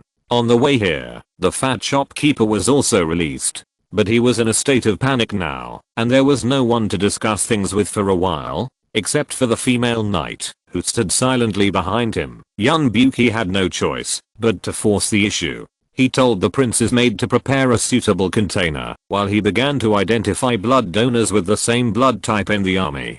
Fortunately, he had an emergency medical kit in his backpack, which happened to contain blood type test strips. Except for those panda blood, people's blood types are basically the four most common types A, B, AB, and O. The entire Tang Dynasty military camp has dozens of times more soldiers than the mining area. It is really not too easy to find a blood donor that matches the prince. It's just that the test papers are limited. After Yunbuki found a target, he stopped selecting. It's you. Follow me in. The soldiers lined up in the parade ground were all ready to die for the miracle doctor because their lives were insignificant. But the noble in the tent was different. He looked at the chosen colleague with envy. All the soldiers gave him hopeful looks of being expected. Time waits for no one. The life of Crown Prince Li Chengqian may disappear at any time. No matter how Yunbuki was a person who could not handle big things before, now, his own life and property, as well as the lives and property of many other people, are all in his hands. He has to do it, whether he can do it or not. Dang. Yunbuki and Cheng Chumo walked into the tent with the blood transfusion recipient. Inside the big tent, a maid was boiling bamboo tubes of suitable size on the stove, and this was the substitute for the blood bottle that Yunbuki had thought of. Blood transfusion can only be done by intravenous injection. If it is injected directly with a syringe, Yunbuki is really not sure about arterial injection. Moreover, the conditions here are really limited. If there is a problem with the intravenous injection, you can still find a way to turn it around. Arterial injection? Well, then Yunbuki would really become the culprit who killed His Royal Highness the Crown Prince directly. Master Yun, these bamboo tubes have been boiled. Do you think this will work? The little maid should be more worried about the crown prince than her own safety. Now that someone is willing to try to save the crown prince's life, she seems to be the most cooperative one. Okay, leave it there first. Hey, don't touch it with your hands. Oh, I get it. Without paying attention to the eyes of the people around him, Yun Buki took out the medical bag from his body. His expression was focused, not daring to have the slightest distraction or distracting thoughts. He tore open the disposable vacuum packaging bag and installed the needle on the large syringe. Yun Buki recalled his field first aid training knowledge and thought about various precautions. Hey, what are you going to do? A bag of strange shaped tools and a thin needle shining with cold light. Cheng Yaojin and Cheng Chumo were both confused, not knowing what the Yunyi who took on so much responsibility was going to do. They should have unilaterally identified his identity as Yunyi because of Yun Buki's descendant card, and with the guarantee of the innkeeper, they were even more certain. Oh, I want to draw his blood and then transfuse it into the prince's body. Yun Buki didn't want to explain more, thinking that everyone had no other way, so he chose to let him give it a try. He had to ask questions about everything. He was really not good enough to help, but good enough to make trouble. Is it his business? No. With a loud shout, Cheng Yaojin stood directly between Yun Buki and the soldiers. General, for the Tang dynasty, for His Royal Highness the Crown Prince, I will do anything for you. He knelt on one knee, realizing that the noble was the crown prince of the current dynasty, a true noble. The soldier handed the sword to Cheng Yaojin. He didn't know what drawing blood or transfusion meant, but he only knew that the doctor needed his blood to save people. So, in order to save the prince's life, just take his life. Swish, bang bang bang. I want to ask, how many heads do you have? Cheng Yaojin picked up his sword and slapped the soldier's helmet. It was not because he cherished his men's lives, but how could he blaspheme the royal bloodline like this? General, get out. General, get out. The soldier was determined to die, but Cheng Yaojin was firm in his attitude. Dong dong. Footsteps sounded, and the blood donor obeyed the order and left the big tent. Hey, why not again? You promised it just now. Yun Buki was confused. He had wasted more than half of the test paper, and now he said it was not possible. What on earth was he trying to do? HMPH, what do you know? The royal blood is extremely noble. You use other people's blood. What about the identity of the prince and the royal bloodline? How can you let me explain to his majesty and the whole world? The idea of bloodline was much more important in ancient times than it is now. There has been the saying of blood tests since ancient times. Yun Li was so reckless that he actually injected the blood of an ordinary soldier into the prince's body for fusion. That, doesn't it mean that the relationship between the monarch and his subjects has collapsed? Even if Cheng Yaojin died, Li Chengqian could choose not to save him, but he didn't dare to risk such a great outrage. Also, you clearly told me to change the lamp oil. Why did it become a blood transfusion now? Oh, Yun Buki was really going crazy at this time. He finally thought of a glimmer of life. Could it be that he was in vain because of feudal ideas? It's not a blood exchange, it's a blood transfusion. How can I explain it to you for so long, but you still don't understand it at all? Besides, everyone's blood is the same, except for the blood type. There is no distinction between high and low. Yun Buki was so bold. This is a Tang dynasty, where equality for all is not popular. Disrespecting the imperial power is a great disrespect, and confiscating the family property is the least of the problems. If I hadn't been waiting for you to save the life of His Royal Highness the Crown Prince, I would have chopped you to pieces, just based on your remarks. Cheng Yaojin was so angry that his beard was shaking. If Li Chengqian hadn't been saved, if it hadn't been for this incident, his Cheng family would have been blamed.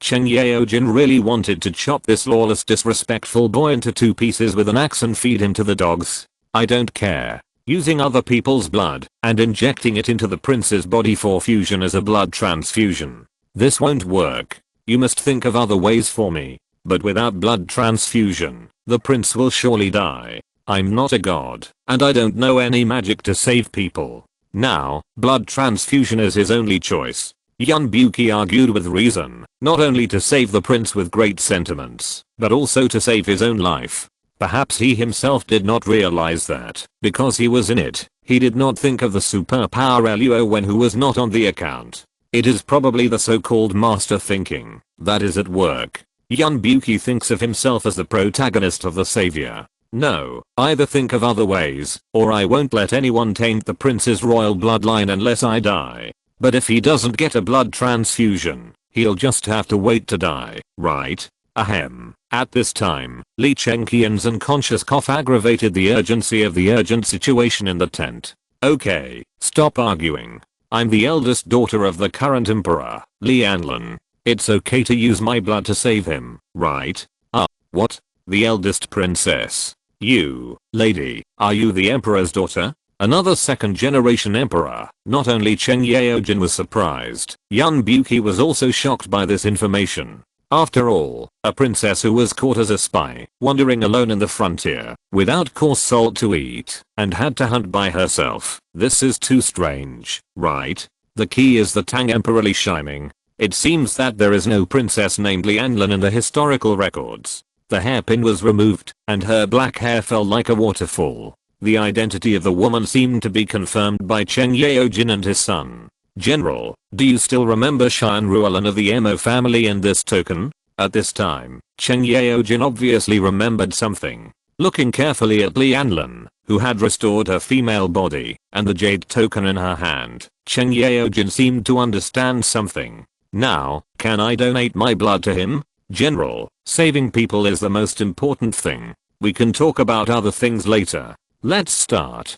Cheng Yaojin had a complicated expression and didn't know how to start for a while. Chapter 144. Are you going to send him away? Stop. A loud shout came from outside the big tent, but there was no follow-up action. The two soldiers holding swords stood still and could only watch the handsome young man in a long gown walk to the door of the tent and lift the curtain. The people in the tent were still immersed in the shock of the same blood type on the test paper. How could you be a princess? This has nothing to do with you, Yun Buki murmured, as if he felt that Li Anlan's words were not aimless. Who would take such a big risk to pretend to be a royal relative for no reason? Looking at the identical blood type results on the two test papers, he had already accepted Li Anlan's identity as a princess in his heart. Plop, if you are really a princess, then you are the same body of a daughter. How can I bear to watch you exchange your life for another? General, please get up quickly. General Cheng, I have made up my mind to save people quickly and can't delay any longer. If you tell anyone about this, I'll cut off your tongue. Li Anlan didn't seem to want to make his identity known, and he threatened Yun Buki, the most unreliable person. Me. Wow. At this moment, you wasted a quarter of an hour, but Li Chengqian is still lying on the bed dying. Saving a life is like saving a fire. The curtain of the big tent was lifted, and a handsome young man with high spirits walked into the tent. Brother Luo? Mr. Luo? Sir? Yun Buki's face suddenly calmed down, and was filled with a happy expression, as if he had a big backer, and no problem was a problem anymore. Li Anlan's guilty expression flashed across her face. After all, she was threatening his companion in front of an alien. She was still a little nervous, squatted slightly, and greeted him respectfully. But Cheng Chumo's expression was the most complicated. He was nervous and suddenly realized. Thinking of Li Chengqian's confession before he fainted, he used the honorific title respectfully. Only Cheng Yaojin, who looked puzzled, seemed to be stunned for a moment. Didn't the guards outside the door stop the man? Could this young man be the sir mentioned by the prince, the god who had extraordinary skills, and saved all the soldiers in the mine in an instant? What do you mean by that?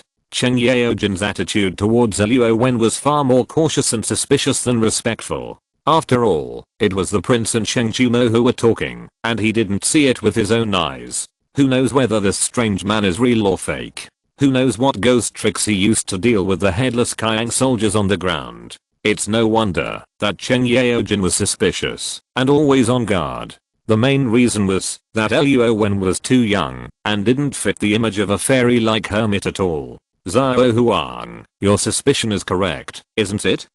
Luo Wen showed disdain for Cheng Yaojin's question and ignored him directly. He walked slowly to the bedside of Li Chenqian, who was breathing out more than breathing in. There was neither sympathy nor goodwill in his eyes because of the little maid kneeling beside him. A person who is planning big things cannot strictly demand himself. No matter how big his ambition is, no matter how great his integrity is, what good end can he have? Not to mention, in real history, he, the prince, actually went to rebel. Brother Luo, are you talking about Li Anlan's eldest son? Ahem. Although Yun Buki believed in Luo Wen, he was also afraid of Li Anlan beside him. It might be because of his lack of confidence. After all, he couldn't beat anyone. Does having the same blood type mean that they are blood relatives? They have the same father, but also the same mother? Moreover, you plan to use bamboo tubes instead of blood bottles. This is not a sterile medical room.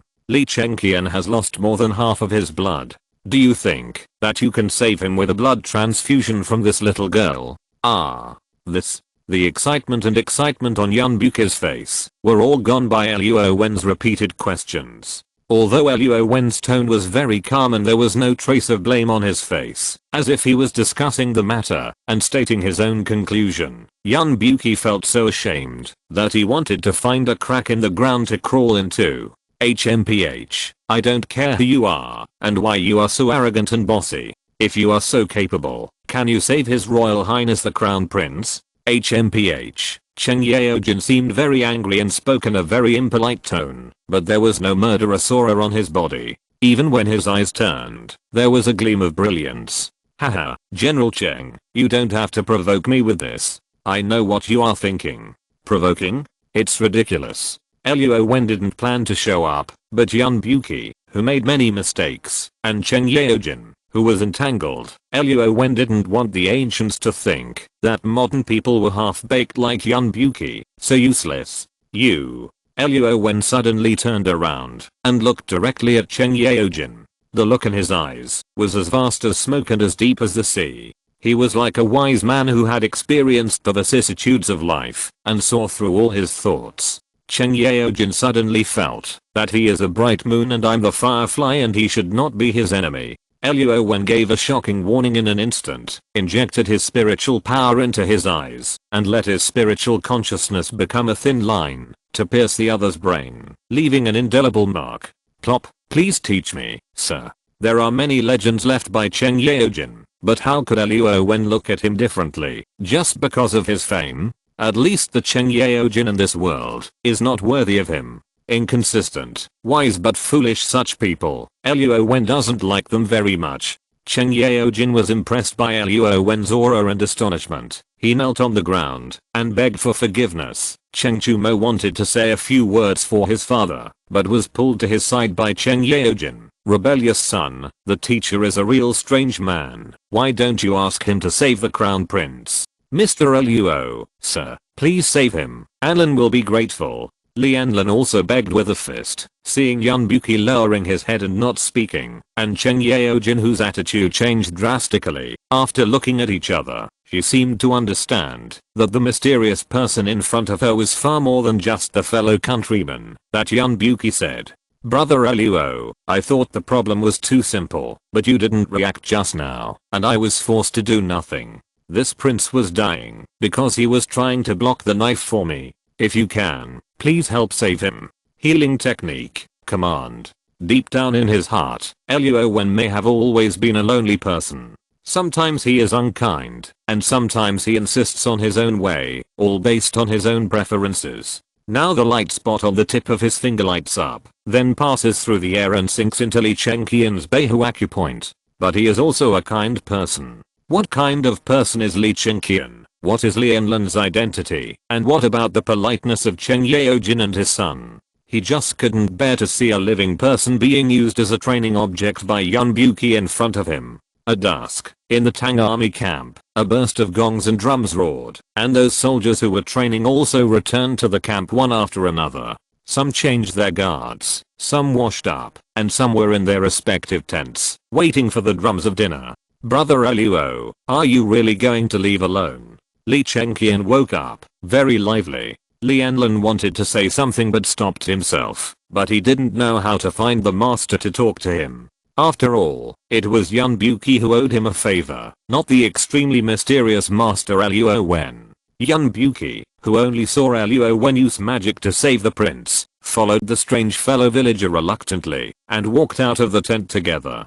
Luo Wen suddenly said that he wanted to travel the world alone, and asked Yun Buki to follow Lianlin and slowly find a way to get the hairpin back. This made Yun Buki very anxious. Lianlin is the eldest daughter of the emperor. Now you have saved the Prince Li Chenqian, and you can also make salt. I think you will be very successful. As for the hairpin, haha, Zhao Huang, when you travel back in time, do you think there will be such a big platform for you to perform, or is it really that easy to travel back in time? I saved Li Chenqian, but it was obviously you who cast the spell in the tent. By the way, brother Luo, you are so talented, but still have such a skill. Do you think I still have a chance?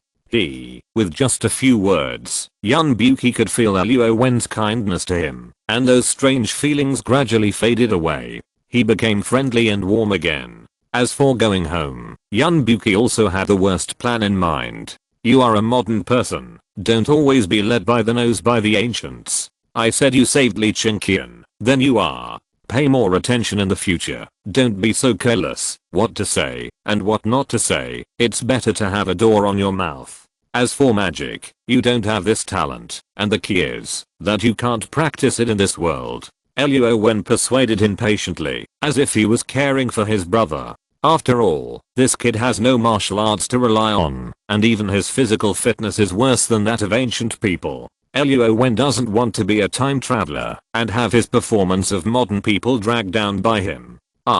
Then how can I find you in the future? Take this. This is a protective jade token. Just treat it as a parting gift. If we are destined to meet in the future, we will meet each other. I have to go now. Li Chenqian in the account seemed to have asked a few people about everything that happened after he fainted. A few people were walking out of the account quickly. Luo Wen didn't want to waste time with them. Their ideas, concepts, and pursuits were different. Hey, Luo Jet, you. Whoosh, there was a disturbance in the air, and Luo Wen's figure had disappeared in front of Yun Buki. The jade token tightly held in his hand made him feel like he was in a dream. Wow, thank you, Mr. Yun, for your righteousness. Chenqian is very grateful. By the way, Immortal Master, why didn't you see him? Li Chenqian was full of curiosity about the mysterious Luo Wen, and he was thinking that he would ask him to serve the country no matter what. The Cheng Yaojin father and son who followed behind him, as well as Lianlin who looked up and looked around, seemed to have guessed the result. Since he is a celestial being, what can mortals do? Brother Luo has left. By the way, how do you feel now, His Royal Highness the Crown Prince? Yun Buki encountered many unexpected events today, and all kinds of sudden changes caught him off guard. He was captured by the Tang army and taken to the military camp, where he refined fine salt and attracted the Kiang army. The one who blocked the knife for him was the current crown prince, and the one who snatched his hairpin and refused to return it was the eldest daughter of the current emperor. The brother Luo whom he had only known for a few days turned out to be a powerful cultivator who could cast spells. This is such a pity. Alas, it seems that everyone needs to digest what they have seen and heard today. Chapter 145. Take it as it comes. Should I report the existence of the gentleman truthfully, or should I just mention Yunyi as he told me to do? At night, in Cheng Yaojin's tent, he bit the pen at this time, but there was not a single word written on the white paper in front of him. First, he couldn't write, and second, he was hesitating how to mention the situation here to your majesty, who was far away in Chang'an City. When Luo Wen left, he sent a telepathic message to Cheng Yaojin and told him to hide his existence and only mention Yunyi, and it would be best if he could give him a great fortune. Of course, it was not an illusion to forcibly change a person's will. Luo Wen just simply said hello and even said one more sentence. General Cheng can make his own decision. Forget it, your majesty will know it sooner or later. It is impossible for him to conceal the truth from Chen Qian. I'd better report it truthfully. At worst, let the immortal master come to settle accounts with me. Holding the brush, Cheng Yaojin began his reading the meaning from the painting. As a close friend for many years, he believed that with the Majesty's talent and tacit understanding, it should not be difficult to guess what he wanted to express. Li Chengqian's life is not in danger, although the immortal master is unavailable, but with a salt-making master in hand, his trip to the northwest border this time can be regarded as a perfect achievement. Moreover, he found a reasonable explanation for why he inexplicably admired and was close to Yun Yi and Mr. Li in his heart. That is, he had a keen eye for pearls. He saw at a glance that Yun Yi was a talent, and Mr. Li turned out to be his sister who was lost among the people. Li Chengqian felt that the most urgent task was to bring these two people back to Chang'an as soon as possible to report to his father. Time is like running water. Yun Yi and Yun Buki have also silently accepted their new identities in this world. Every day, they try their best to please the beautiful and lovely Li Anlan. Dressed in red, they are no longer bound by men's clothing. Invisibly, they attract Yun Yi's body and mind and attention. In addition, they are very playful. Scallion pancakes, roller skates, and various delicacies from the future are endless. Every day, they turn over various ways to dispel the boredom and tedium along the way. As for Luo Wen's teachings, he has long forgotten them. Because of the protective jade card on him, Yun Yi is even more confident. He thinks that eating well, having fun, and being free to do whatever he wants will make this adventure worthwhile. Clang, creak, the army marched, the wheels rolled. Cheng Yaojin led the army to defeat the Kayang tribe, not only to eventually Chengqian, but also to eliminate worries and return to the court to report. In just over half a month, the army returned to the bustling Chang'an city with two mysterious guests. In this turbulent world, although it is based on the Tang dynasty as the background of the times, major events, historical processes and celebrities are roughly unchanged, but there are differences in details. Even because of the intrusion of Li Anlan, Yun Buki, Luo Wen and other unrecorded people, it is obvious that this plane has become a world of its own, and at a certain point it has become a brand new parallel universe. Chang'an City is the only choice for the capital of all dynasties. From the beginning of the establishment of the capital in the Western Zhou dynasty to the current Emperor Li Shimin, it has been expanded and renovated many times. The entire capital, whether in terms of population, size, scale, cultural heritage, and all aspects, can be called the No. 1 in the world in this world. The square Chang'an City, with the Suzaku Street running from north to south as the central axis, divides the entire capital into two major parts, east and west, which is the origin of the East Market and West Market from ancient times to the present. 14 streets in the east and west and 11 streets in the north and south divide the entire capital into small squares. All in and out must pass through the gate archway, which is the birthplace of rumors in the streets. In terms of layout, Chang'an City can also be roughly divided into three parts according to the structure: the Outer City, the Palace City, and the Imperial City. The entire city covers an area of about 100 square kilometers, which is a magnificent scale and a huge momentum. Yun Buki was staring at the place, and everything was new and curious. He and Li Anlan were arranged by the officials of the Hanglu Temple to stay in the guest house near the city gate. One was an introduced talent and the other was a unknown princess from the folk. Even Luo Wen, who had already moved into Chang'an City half a month ago, was intoxicated by the heavy and vibrant atmosphere when he first stepped into the ancient city. Bixianfang, a large courtyard with 3 entrances, was inhabited by a handsome young man who was alone but mysterious half a month ago. And this person was naturally Luo Wen. He spent 200 big gold coins, that is, 2,000 taels of silver, not only to buy this house from a pawnbroker, but also to settle down and apply for a new household registration, becoming a genuine Chang'an person. Luo Wen did not change the trees in the front yard and the pond in the backyard. However, the open space in the middle yard was filled with wood, iron ingots, and various tools. In the past half month, except for staying in the main room of the middle yard at night to meditate and compress spiritual energy, he went to the backyard kitchen to eat 3 meals a day. Luo Wen could not eat, or he could go to the pawn shop to buy those slaves who were demoted to slaves to do housework and take care of his daily life. But he did not do that. Luo Wen liked the feeling of being free. In addition to finding a vegetable farmer in the West Market, to deliver fresh vegetables and fruits every day. Luo Wen bought enough rice, flour, oil, salt, sauce and vinegar. Basically, he did not go out of the front door or the back door. During the day, he was either banging non-stop or sawing wood. The parts that were finally processed in the house were also taken to the yard by Luo Wen to assemble and combine, and built a series of strange shaped and unknown function devices. As for why the shape is weird and the function is unknown, these are what the kids next door who were climbing over the wall said. I don't know if it was a nursery or a primary school of this era. Every morning, there was the sound of Lang Lang reading, and there was also the sound of a beautiful and gentle female teacher teaching and imparting skills. Click, click, click. Oh, look, look. The wooden box is moving by itself, and the round tube is actually starting to emit steam. It's moving. It's moving. It's really moving. Wow, it's amazing.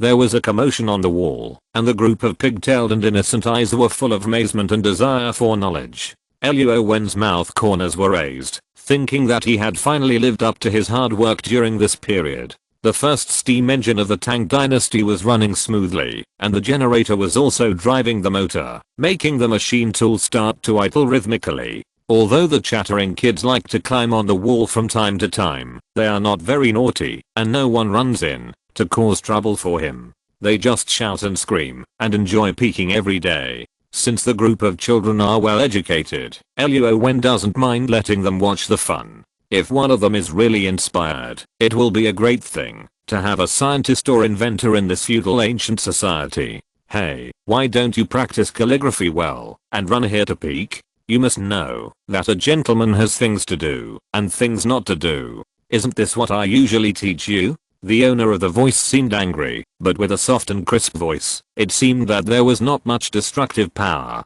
Oh, no, Sister Zinayu is here. Go down quickly. Go down quickly. Amid the rustling sound, a group of little ghosts disappeared from the wall. Looking at the scene on this side from behind a 2-meter high courtyard wall, the girl, wearing a kimono with a slender figure and delicate features, slightly frowned, and her doubts deepened. Ah, what kind of strange news is going on next door that attracts the children to watch every day? It's really a pity. Forget it. I should find a time to go next door and discuss with the owner to see if he can move to the room to do these things. Chapter 146 Luzinayu. Knock knock. Miss, why don't we ask the housekeeper to talk to the owner of this house? If we come here Ashley like this, and he is difficult to deal with, and gets entangled with us, wouldn't it be a loss of your status, miss? The mumbling little maid silently followed behind her young lady, nervous and afraid, as if she was ready to run back at any time to call for help. The young lady in a light green dress embroidered with orchids had long black hair down to her waist, with a simple butterfly hairpin tied in a simple bun. At this time, it was the slender young lady who was knocking on the door of an unknown house without a plaque. Her little face was firm, with a dignified and elegant bookish air. She seemed to have a lot of cultural heritage and mental cultivation, and was not afraid of all the filth in the world. It's okay. It's daybreak. Let's talk it over nicely. The owner of this house must not be a street rogue. Otherwise, he would have scolded and blamed those children when they were lying on the wall. It was early in the morning. In fact, because it was the beginning of winter, the weather was a little cold. It was not early, but Luzinayu was still a little vigilant. So before the children got up for morning classes, she ran to discuss with the new owner of this house to see if he could not do those knocking things in the yard, which affected the children's interest in learning. She also knew that her request was a bit forcing others to do things, but if she appealed to his emotions and reasoned with him, she thought that the owner of this house should be able to listen to him. If that didn't work, then she could only find a way to relocate the children. Knock knock. Another lush jade hand came forward and knocked gently on the door. Luzinayu thought about the words she would say later, and her expression changed, replacing it with an increasingly sweet and amiable smile. Tap, tap, ha. The two girls in front of the door, judging from their backs, should not be very old, probably around 17 or 18 years old. Luo Wen saw them appear in front of his door, still knocking on the door cautiously, and he did not wonder where they came from, or why they were knocking on his door. He just went out at 6 o'clock every day, exercised around the empty streets in the neighborhood, and came back, but suddenly found two unfamiliar girls knocking on his door, and he was a little confused. The footsteps became heavier, and the breathing also made noises. Since he didn't know, let them speak for themselves. The two strange girls were also startled by the sound from behind, and hurriedly turned around to look. 10 steps away, a young man in a green gown, with sword-like eyebrows and star-like eyes, handsome and extraordinary, suddenly appeared in the new house of the two young girls. Oh, what a graceful and handsome young man. He was calm and composed, with a warm smile that made people feel like spring breeze. He had a tall figure. Although he was not wearing silk and satin, his extraordinary temperament made the two girls who had lived in seclusion for a long time feel confused, and their hearts beat wildly. I don't know why you two girls knocked on my door. Is there something wrong? Luo Wen's voice was very gentle. He had extraordinary strength, and was naturally fearless. Moreover, judging from the way the two girls in front of him were dressed, they looked like the ladies and maids of a wealthy family. They were unlikely to pose any threat to him. Oh, sir, you are polite. I'm your neighbor who lives next door. I came here to disturb you without permission. If I'm rude, please forgive me. Luo Wen realized that the owner of the yard was the young man in front of her. The girl in the long skirt took the little girl a few steps forward and got closer to Luo Wen. Maybe she felt that it was a bit impolite to talk to him at such a long distance. She came slowly, with a delicate fragrance that only a young girl can smell. When Luo Wen heard this crisp and tender voice, he immediately thought of the origin of this girl. The female teacher next door turned out to be her. Her every move showed the demeanor of a lady from a noble family. Luo Wen had a very good impression of this young lady whom he had seen with his own eyes. Miss, you are too polite. I wonder what you are doing. Oh, I just moved here recently. I haven't asked for your names yet. I should visit you first. I'm Luo Wen. The little girl apologized and bowed, so Luo Wen had to be polite. There was nothing he could do. As the saying goes, you should not hit a smiling person. What's more, she was such a gentle, lovely, and polite beautiful girl. It's alright, sir. You can call me Xinyu or Yunayang. My last name is Lu. My name is Az. Thank you for your courtesy, sir. The maid was just an ordinary girl, but everyone loves beauty. Following the well-educated lady, she naturally became more spiritual. Yunayang, is this little girl trying to take advantage of me? Luo Wen also knew that this was the custom of the time, but he still couldn't accept such a way of addressing her. Miss Xinyu, Miss Az, who are you? Now that they had introduced each other's names, although Luo Wen had free time, he didn't want to waste time chatting with people outside the door. He planned to open a factory and a business, and try to change the civilization process of the Tang dynasty in this world by his own strength, just to accumulate relevant experience, in order to lead the development of the main world in the future. In fact, he was really busy. Oh, Mr. Luo, we have an unreasonable request. Please forgive me. Biting her lip, Luo Wen felt the calmness and a little alienation of the young man opposite her, which made her self-confidence that she had been paid attention to since she was a child quite a blow. However, she also became more curious about Luo Wen in front of her. Luo Wen prided herself on her appearance and good upbringing, but why was he not like those ordinary men? Not only was he not moved by her, but his attitude was no different from that of Az beside him. Women are jealous, no matter who they are, although there is not much malice, but Luo Wen is obviously included. Oh, Miss Xinyu, just say it. He didn't pat his chest to agree, nor did he invite me in. Why am I thinking about these? Luo Wen put aside the distracting thoughts in her mind, and began to talk about the business she came for. I have taken in some homeless children in this yard. I just want them to learn to read and understand reason so that they can have a way out in the future. However, they have been inattentive to study for some time and have climbed over the wall to look at your yard from time to time. I would like to ask you to help me see if we can move things inside the house. The more she spoke, the lower her voice became, and the lower her head buried. Luo Wen, who was originally full of confidence, didn't know why she couldn't calm down in front of this young man named Luo Wen, and couldn't calm down her cheering and excited emotions. Instead, all kinds of strange thoughts kept popping up in her mind. How old is he this year? Is he married? Is he engaged? Oh, I'm so annoyed. What's wrong with me? Her face was hot, but she was embarrassed to make rude and indecent moves. In Luo Wen's eyes, a little girl who came to complain to him because of noise pollution was slightly drunk as she spoke, as if she had made some unreasonable request and felt embarrassed. The quality of the ancients was really high. Oh, I understand. I was not thoughtful, but I have completed my work during this period, and I will definitely pay more attention in the future. The girl is so wise, and has done such a good deed. I should apologize to you for my previous behavior. I'm rude.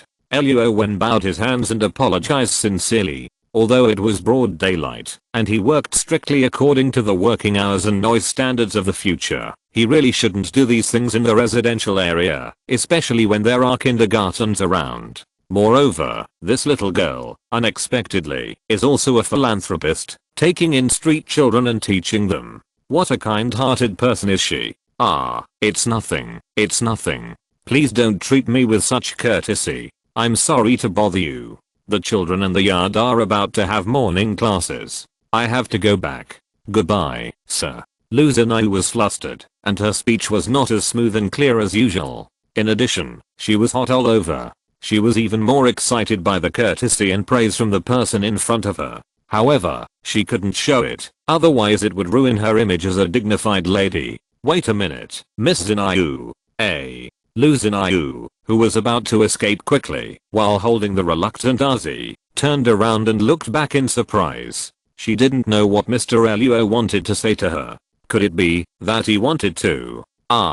Miss Wen, a girl, can do the good deed of adopting street children.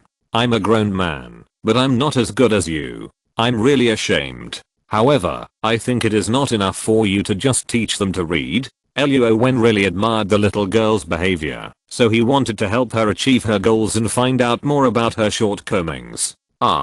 So he didn't want to say something admiring to me and then take the opportunity to get close to me. Looking at the sincerity and clarity in the eyes of the person in front of him, Luo Wen couldn't help but feel ashamed of his wild thoughts. Moreover, what else did he want to do for the children? One more person means one more force. This is really the best. Luo Wen thought that the children were always watching and peeking and repeatedly banned, so this Mr. Luo must have unexpected skills. The key is that he bought such a large house and lived in it by himself, so his skills must be great. Please teach me, Mr. Luo, I will be grateful. The little girl didn't have the arrogance of a rich family, and she didn't have a superior attitude at all. Luo Wen also admired the little girl in front of him more and more. Oh, it's not a teaching, just some suggestions. Miss Wen, just listen to them and decide whether you agree or not. Well, okay. Reading and knowing the truth can't solve the problem of food and clothing, and not all children are suitable for studying and taking the imperial examination. The smart ones have different temperaments. Some are jumpy, some are obedient, and some are naughty. The stupid ones are slower in speaking and moving than ordinary people, not to mention reading and writing, but they are steady and honest, and they are the best choice for another profession. Smart and stupid are just the amount of spiritual energy, the early or late enlightenment, and the guidance of the guide. Of course, people with congenital defects are not in this category. Luo Wen talked about profound things with shallow friends, but what he said was from shallow to deep, which made people think about it. It was not the first day that Luo Wen had dealt with street children. It was just like what Luo Wen said. Although the children listened to her and did not resist learning after her personal guidance, some were excellent and some had difficulty in learning. This was exactly the problem that gave her a headache. What kind of profession is this? There were many professions, such as scholars, craftsmen, farmers, hunters, fishermen, and servants. However, Luo Wen certainly hoped that the children she took in would have a better future. At this time, she could not help but become anxious. Engineer. Haha, although it sounded high-sounding, Luo Wen was confident that even ordinary children, as long as they were studious and accumulated enough experience, could go further in the engineering field. What's more, they were taught by him, a modern monk. After he left, the world needed someone to inherit his legacy, so it was time to train qualified successors and ideologically conscious people. Engineer, what kind of industry is this? Why, I have never heard of it. His cherry lips slightly opened, his big eyes were full of doubts, but Luo Wen inexplicably had a hunch and believed him. Chapter 147 Demonstration. Miss Zinayu, please look, this is a steam engine that can be driven by steam. Its power is far greater than that of human and animal power, and it can work 12 hours a day without stopping. It only needs to be replenished with coal. The metal was bright, and the shape was unprecedented. The tools, equipment, and materials in the yard shocked Luo Wen, who was seeing these strange things for the first time. She looked around with her beautiful eyes wide open. Nothing was not new, and nothing made people stop and stare. But, how does this steam engine work? Wow, what a big piece of iron, what a thick iron rod. Look, these things are actually transparent. Look at this, what a tough piece of iron. This copper wire is actually made of thin filaments. What is it used for? Wow, this wooden box with wheels is the one we saw yesterday. It moves by itself, and it emits white smoke. Look.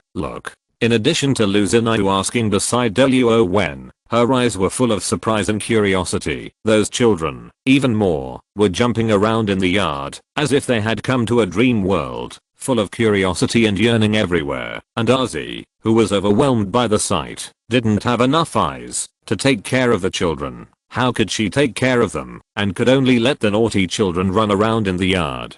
However, the things in Luo Wen's yard were arranged neatly, and the steam generator was not started. Although those children were lively and active, they were also cautious, and did not make trouble. They just shouted and called their friends to watch. Children, come here. Miss Zinyu, hearing is false, and seeing is believing. Let me show you how to do it. Luo Wen let a dozen naughty children run around in the yard, and he saw that they were still honest. Moreover, this was also a process of giving them free activities and slowly adapting. Seeing that the time was almost right, he called a group of friends, big and small, to gather around him. Swish, shovels of charcoal were sent into the combustion furnace of the steam engine, and eyes of all sizes were staring at Luo Wen, expecting the miracle to happen. The homemade long tube lighter contains butane liquefied gas. Although it is not an electric ignition, by pressing the spring button, the flint inside will collide, and a spark can ignite the gas. Then the flame will spray from the long tube to the ignition port. As for the charcoal, it is also poured with fuel, so it is of course very easy to ignite. Boom. Wow, what is this thing? It can actually ignite automatically? The lighter in Luo Wen's hand is equivalent to a magic weapon, made by refining means. The precision and size are more sophisticated and functional than modern products. How can such an automatic ignition immortal treasure make a group of ancient people who only know fire and flint not exclaim in surprise? Luo Wen is calm, and although she is extremely curious, someone asked it for her, and she also blinked her eyes and waited quietly for the mysterious Mr. Luo to explain. This is a lighter, specially made for igniting steam engines. It contains flammable gas, which will be ignited when it encounters sparks. There is a steel spring under the button, which can not only close and open the gas chamber valve, but also has a delicate flint mechanism. Do you want to try it? Haha, you will feel satisfied only when someone appreciates what you do. Luo Wen took the steel guide tube of the lighter, and handed it to Luo Wen, who was eager to try.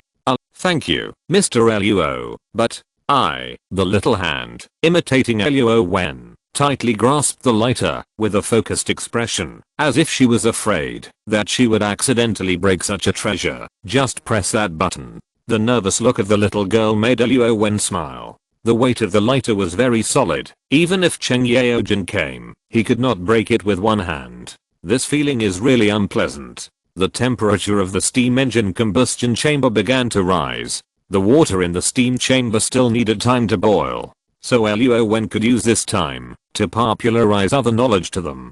Click, hiss, boom. Luo Wen saw that the blue flame really came out from the end of the long tube. She was so frightened that she failed to press the switch. The button automatically rebounded, and the flame went out automatically. Wow, sisters in Niu, we want to try it too. Can you give it a try? The chattering children were shocked for a moment. Compared with the extraordinary Mr. Luo Wen, it was naturally Luo Wen, who they had been with day and night, who made them more happy and bold. Gilulu, Girulu, beep. When the water boiled, the steam chamber without the power shaft started automatically opened the vent valve and issued a sharp mechanical alarm. Everyone, watch carefully. When I pull down the starter lever, the flywheel will start to rotate. The flywheel will not only rotate, but also rotate faster and faster with the pressure in the steam chamber. In addition to the flywheel, the power shaft can be connected to the transmission shaft of various devices, and the gears can be connected with steel chains. It can be used as a power output device, such as a steam locomotive. Another example is a generator. In Luo Wen's yard, there are samples of steam engines, generators, and electric motors.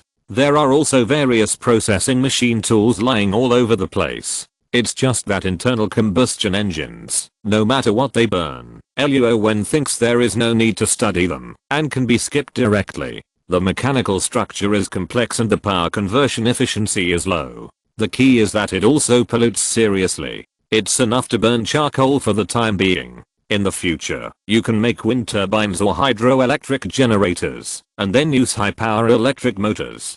Besides, the charcoal burned by steam engines pollutes the environment less than internal combustion engines, and those equipment that need to be moved are also competent. In the future, the world will be completely transformed into the electrical age, right? Or hydrogen can be produced to replace petroleum fuel. Wow, it's moving.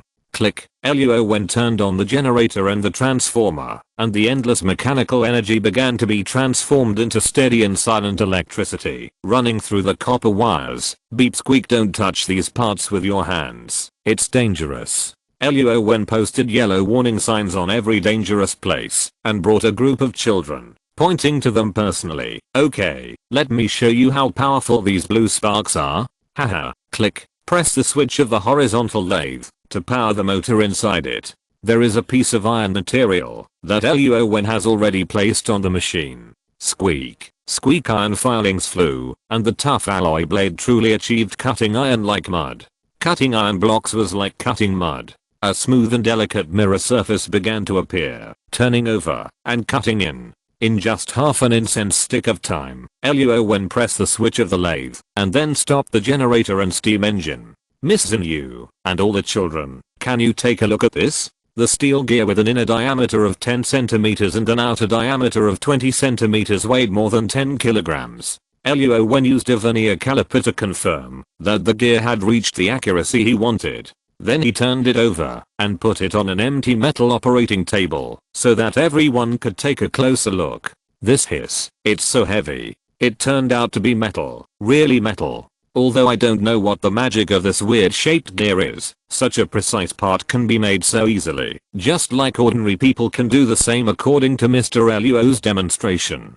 Doesn't that mean everyone can become a skilled craftsman? Wow, it's so heavy. Zinyu, I can't lift it. Is it made of iron? Yes, it's so strange that something like this can be made with this big thing. Mr. Luo, this is not the engineer you mentioned, right? Luo Wen was not sure, because this didn't seem to be much different from the craftsman she had in mind. It's just that this is simpler, and it should be easier for ordinary people to learn. Well, of course not. This is just an operator. The engineer I'm talking about is someone who studies these equipment and transforms these equipment. Of course, these are just one type of mechanical engineers, and there are other subdivisions. Huh? What? This? Chapter 148, The Visitor. Poetry, songs, and beautiful language can be the origin of civilization and the means of spreading civilization. However, to govern a country and lead the development of civilization, these are far from enough. Science, technology, innovation, and truth-seeking are far more capable of finding the key to the advancement of civilization than the great principles of life. No matter how rich the spirit is, without material as a foundation, civilization is as brilliant as a flower and has abundant products. But what can it do? There will always be barbarians and foreigners to rob it. Poetry, songs, Principles of Life, and articles by sages, can stop the uncivilized people who eat raw meat and drink blood? Or can these be transformed into force, to stop the aliens who do not agree with these? If humans want to go further and higher, then technology should be the only means for them in a world without supernatural powers. Wow. Tap. Luo Wen led a group of people in his courtyard, giving them a double baptism of modern science and thought. Outside, a team of strong and fierce guards wearing golden armor followed a middle-aged man wearing a palace hat and embroidered robes, past Luo Wen's gate, and went straight to Lu Zenai's nursery. Knock on the door. Our time is very precious. The voice that was difficult to distinguish between yin and yang, coupled with the strange tone, anyone with a discerning eye could tell at a glance that this was the Jinwu guard in the palace, and this middle-aged man should also be a eunuch from the palace. Bang, bang. Open the door. Open the door. Two Jinwu guards holding waist knives stepped forward and slapped the door, almost kicking it directly. Coming. Who is it? Creak. Lu Zenai does not live here permanently. Her home is on another street, and this place is a nursery. There is also an old servant and a cook, who are responsible for taking care of the children's daily life. As soon as the old housekeeper opened the door, he saw the situation outside. His face turned pale. Soldiers with swords. I'm afraid it's not a good thing, right? My lords, what business do you come here for? Bowing, the old housekeeper did not dare to be negligent. We are looking for someone. Hey. Before the old housekeeper could say anything, two Jinwu guards pushed him inside, and the eunuch with the gloomy face covered his nose in disgust, and then walked up the stairs. There's no one inside. My young lady has gone out. Who are you looking for? A child. Her last name is Yun. Delicious. I've never eaten such delicious pastries before. Really delicious, sir. Can I in and come to learn from you more often in the future? Oh, eat slowly. Don't choke. Arzi was busy advising a group of naughty children. She herself was holding 2 rice bubbles, and her mouth was not idle. She was chewing happily. Mr. Luo, it's obviously millet and sugar that were put in, but why did such long, sweet and delicious rice bubbles come out? Lu Zenai's face was full of red clouds. It was because the children had a better future, and because of the favor she received. However, she was always curious, and asked questions non-stop, and there was no talk of return. This is also part of an engineer's job. We can improve and develop various machines and equipment, which can not only improve production efficiency, but also can manufacture and process delicious food. These are high temperature puffed foods. They just look bulky, but they are not actually very heavy. Even if you eat too much, you won't feel full. It's okay. Oh, so that's the case. It's sweet and has a very delicate taste. It not only has the fragrance of rice, but is also crispy in the mouth, and quickly softens, and is easy to swallow. No wonder Mr. Luo said that these children will not choke after eating it. Crunch. The courtyard was filled with constant squeaks, and those steaming rice bubbles were quickly eaten by the naughty children. They stared and sucked their fingers, looking pitiful and not satisfied. Even Lu Zenai was the same. If you still want to eat, I'll make it for you later. Also, as long as you learn the knowledge I teach you, you can also make such food processing devices by yourself. Not only puffed food, but also other kinds of food processing machines. Yeah, sir, that's great. We want to learn. Zionan will definitely study hard. Thank you, sir. Mr. Luo, can I come to your place for classes in the future? Her face was full of expectation, and her beautiful eyes were full of brilliance, as if she had other ideas. However, since Luo Wen had this plan, he would naturally accept everyone who came. If you want to come, I will welcome you, and so will Miss Zenai, but I have other things to do, so I can't teach you every day. Besides, if you learn too much at once, it will be a bit boring. How about this? Every morning at the time of C, you will come to the science practice class for 1 hour, and the rest of the time, Miss Zenai, how about you teach them to practice writing? Modern subjects are still divided into arts and science classes. Although Luo Wen felt that learning art was useless, he couldn't stop other people's hobbies, right? Okay, that's fine too. Thanks Mr. Luo. Thank you, sir. The group of naughty kids respected their teacher very much. Since they had become Luo Wen's disciples, they should call themselves disciples. But Lu Xinyu, for some reason, was still calling Mr. Luo. Before Luo Wen could say anything else, a sudden noisy noise came from the courtyard next to the sunny day. My lords, I really don't know where my young lady took the children. How can I call them back for you? A crying voice begged for mercy. Oh no, it's Uncle Wang. Arzi was the first to react. She couldn't see the situation clearly because of the wall between them, and her face was filled with panic. I don't care about that. If we don't see anyone, we can only send you to the prison for interrogation. Humph, don't do it yet. Let me ask again. A group of people began to run out of the gate. It seemed that, while Uncle Wang next door was protecting these children were also worried about Uncle Wang's safety. Oh, don't be impulsive. Let me go back and take a look first. Lu Xinyu's face was full of anxiety. She was about to say that she would let the children stay at the master's house and go home to see the situation. Who would have thought that a group of naughty children were so fast that she couldn't stop them at all? Miss Xinyu, don't worry, I'll go with you to take a look. It's okay. In a panic, Lu Xinyu almost stepped on the hem of her skirt and fell to the ground. Fortunately, Mr. Luo next to her put his hand under her palm, letting her hold it steady and stand still. Otherwise, this was only the second time she had dealt with him today, and she would lose all her face. Thank you. Thank you for troubling me again, Mr. Luo. Xinyu really doesn't know how to repay you. Mother you, are you okay? Arzi finally found her backbone and quickly took over the support work. On Lu Xinyu's face, a trace of regret was fleeting, and soon turned into worry about the children. Don't say so much, see what happens first. Yeah. The gentleness on his face was still the same, but now there was a hint of seriousness. However, his calm attitude and confident and resolute expression calmed down the panic in Lu Xinyu's heart. Mr. Luo is really a strange man. He is so enthusiastic, and always abides by the duties of men and women. If it is possible, it must be great to be a couple who raise orphans with him, but I don't know what he thinks. Will his grandfather at home agree? Chapter 149 Xianan. Let go of Uncle Wang, you bad guys.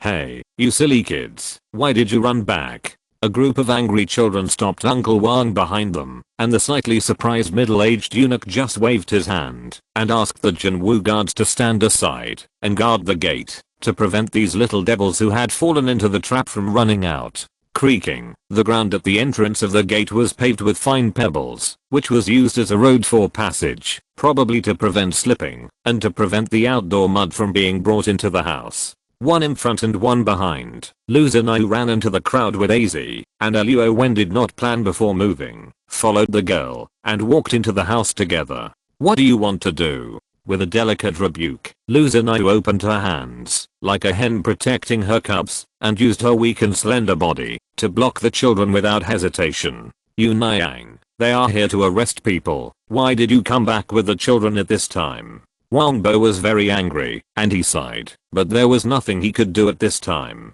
Oh, you are Miss Xinyu from the Lu family, right? I'm Wash, the chief of the Imperial Guards. I have no other intention to come here today, but I'm on official business. Please don't blame me if I disturb you. It seems that the Lu family is not an ordinary family in the Tang dynasty. The middle-aged eunuch was disdainful of the old housekeeper before, but now he is polite to Lu Xinyu. Mr. Luo, why did you come with us? Hey. Wang Bo is a very kind-hearted old man. His young lady took the children to the next door. Of course, he was worried and followed to take a look. After confirming that the owner had no ill intentions, he went home to watch the door. Oh, Uncle Wang, it's okay. I just came here to see if there's anything I can do to help. Luo Wen cupped his hands. Although the old man was ordinary, his loyalty to the master was very admirable. Moreover, looking at the performance of the children, Luo Wen felt that he deserved his courtesy. Official business? You should also go to the father-in-law. Why are you here?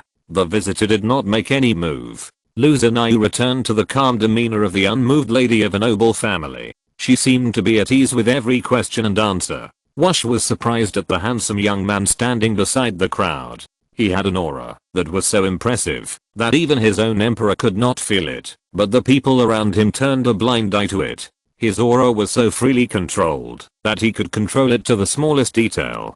Who the hell was he? Mr. Luo? When did such an extraordinary person appear in the world? Wait, his surname is Luo? He couldn't be the immortal Master Luo Wen mentioned in the secret letter of Duke Lu. The more he thought about it, the more respectful he looked. Wash was able to become the chief guard with a disabled body. Of course, he had his own special talents. Otherwise, why would Li Shimin use him so much? Miss Zinayu, I want to find a girl named Yun. I have no ill intentions. I hope you can help me. Wash temporarily put aside all the speculations in his mind. At least for now, he didn't have to be an enemy of this person. His aura and appearance were not comparable to those of ordinary people. He must report to the emperor in detail after returning. Besides, he did come here on official business this time. He didn't catch anyone to be an enemy, but just to find someone. Surname Yun? But we don't have a child named Yun here.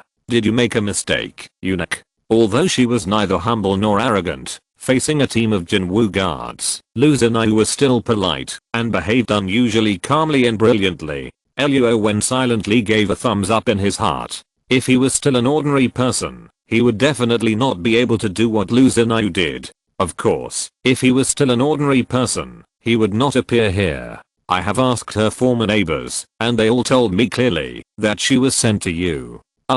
That kid is wild. She ran away just 2 days after arriving here. Lu Zinayu can lie with open eyes, but the nature is obviously different. If it is for good, of course she is confident and fearless, just like Lu Zinayu at this moment. And Wash, who was face to face with such a little girl who never admits it, even if beaten to death, didn't know whether he should expose her directly. After all, he was shrouded in a strong aura, and his back was already wet. It seemed that, if he made any improper moves, he would be hit by thunder the next moment. My last name is Yun, Sister Zinayu. Didn't you say that people should be honest and not lie? Oh, you silly child.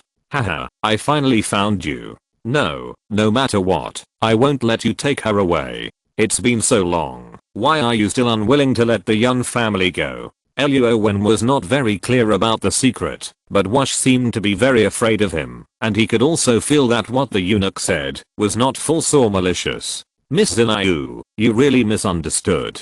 Now that the Yun family has an extraordinary young man, the emperor wants to revitalize the Yun family, so he specially sent our family to find the orphan of the Yun family. I also have the emperor's handwritten edict here. If you don't believe it, you can take a look. Wash had no ill intentions in the first place, and now he dared not to. In order to show goodwill, he also handed the document that would not be easily shown to others to Lu Zinayu. This is actually true. Great, Xiaonan, you can see your family now, and you don't have to hide anymore. Lu Zinayu returned the handwritten note with great pride, and hugged a girl in pink to celebrate for her. Xiaonan, who was in her teens, seemed confused, and didn't understand why the atmosphere was tense and depressing just a moment ago, but now Sister Zinayu was smiling again, happy for herself. Sister Zinayu, can I still come to see you in the future, and can I still go to the teacher's home for classes?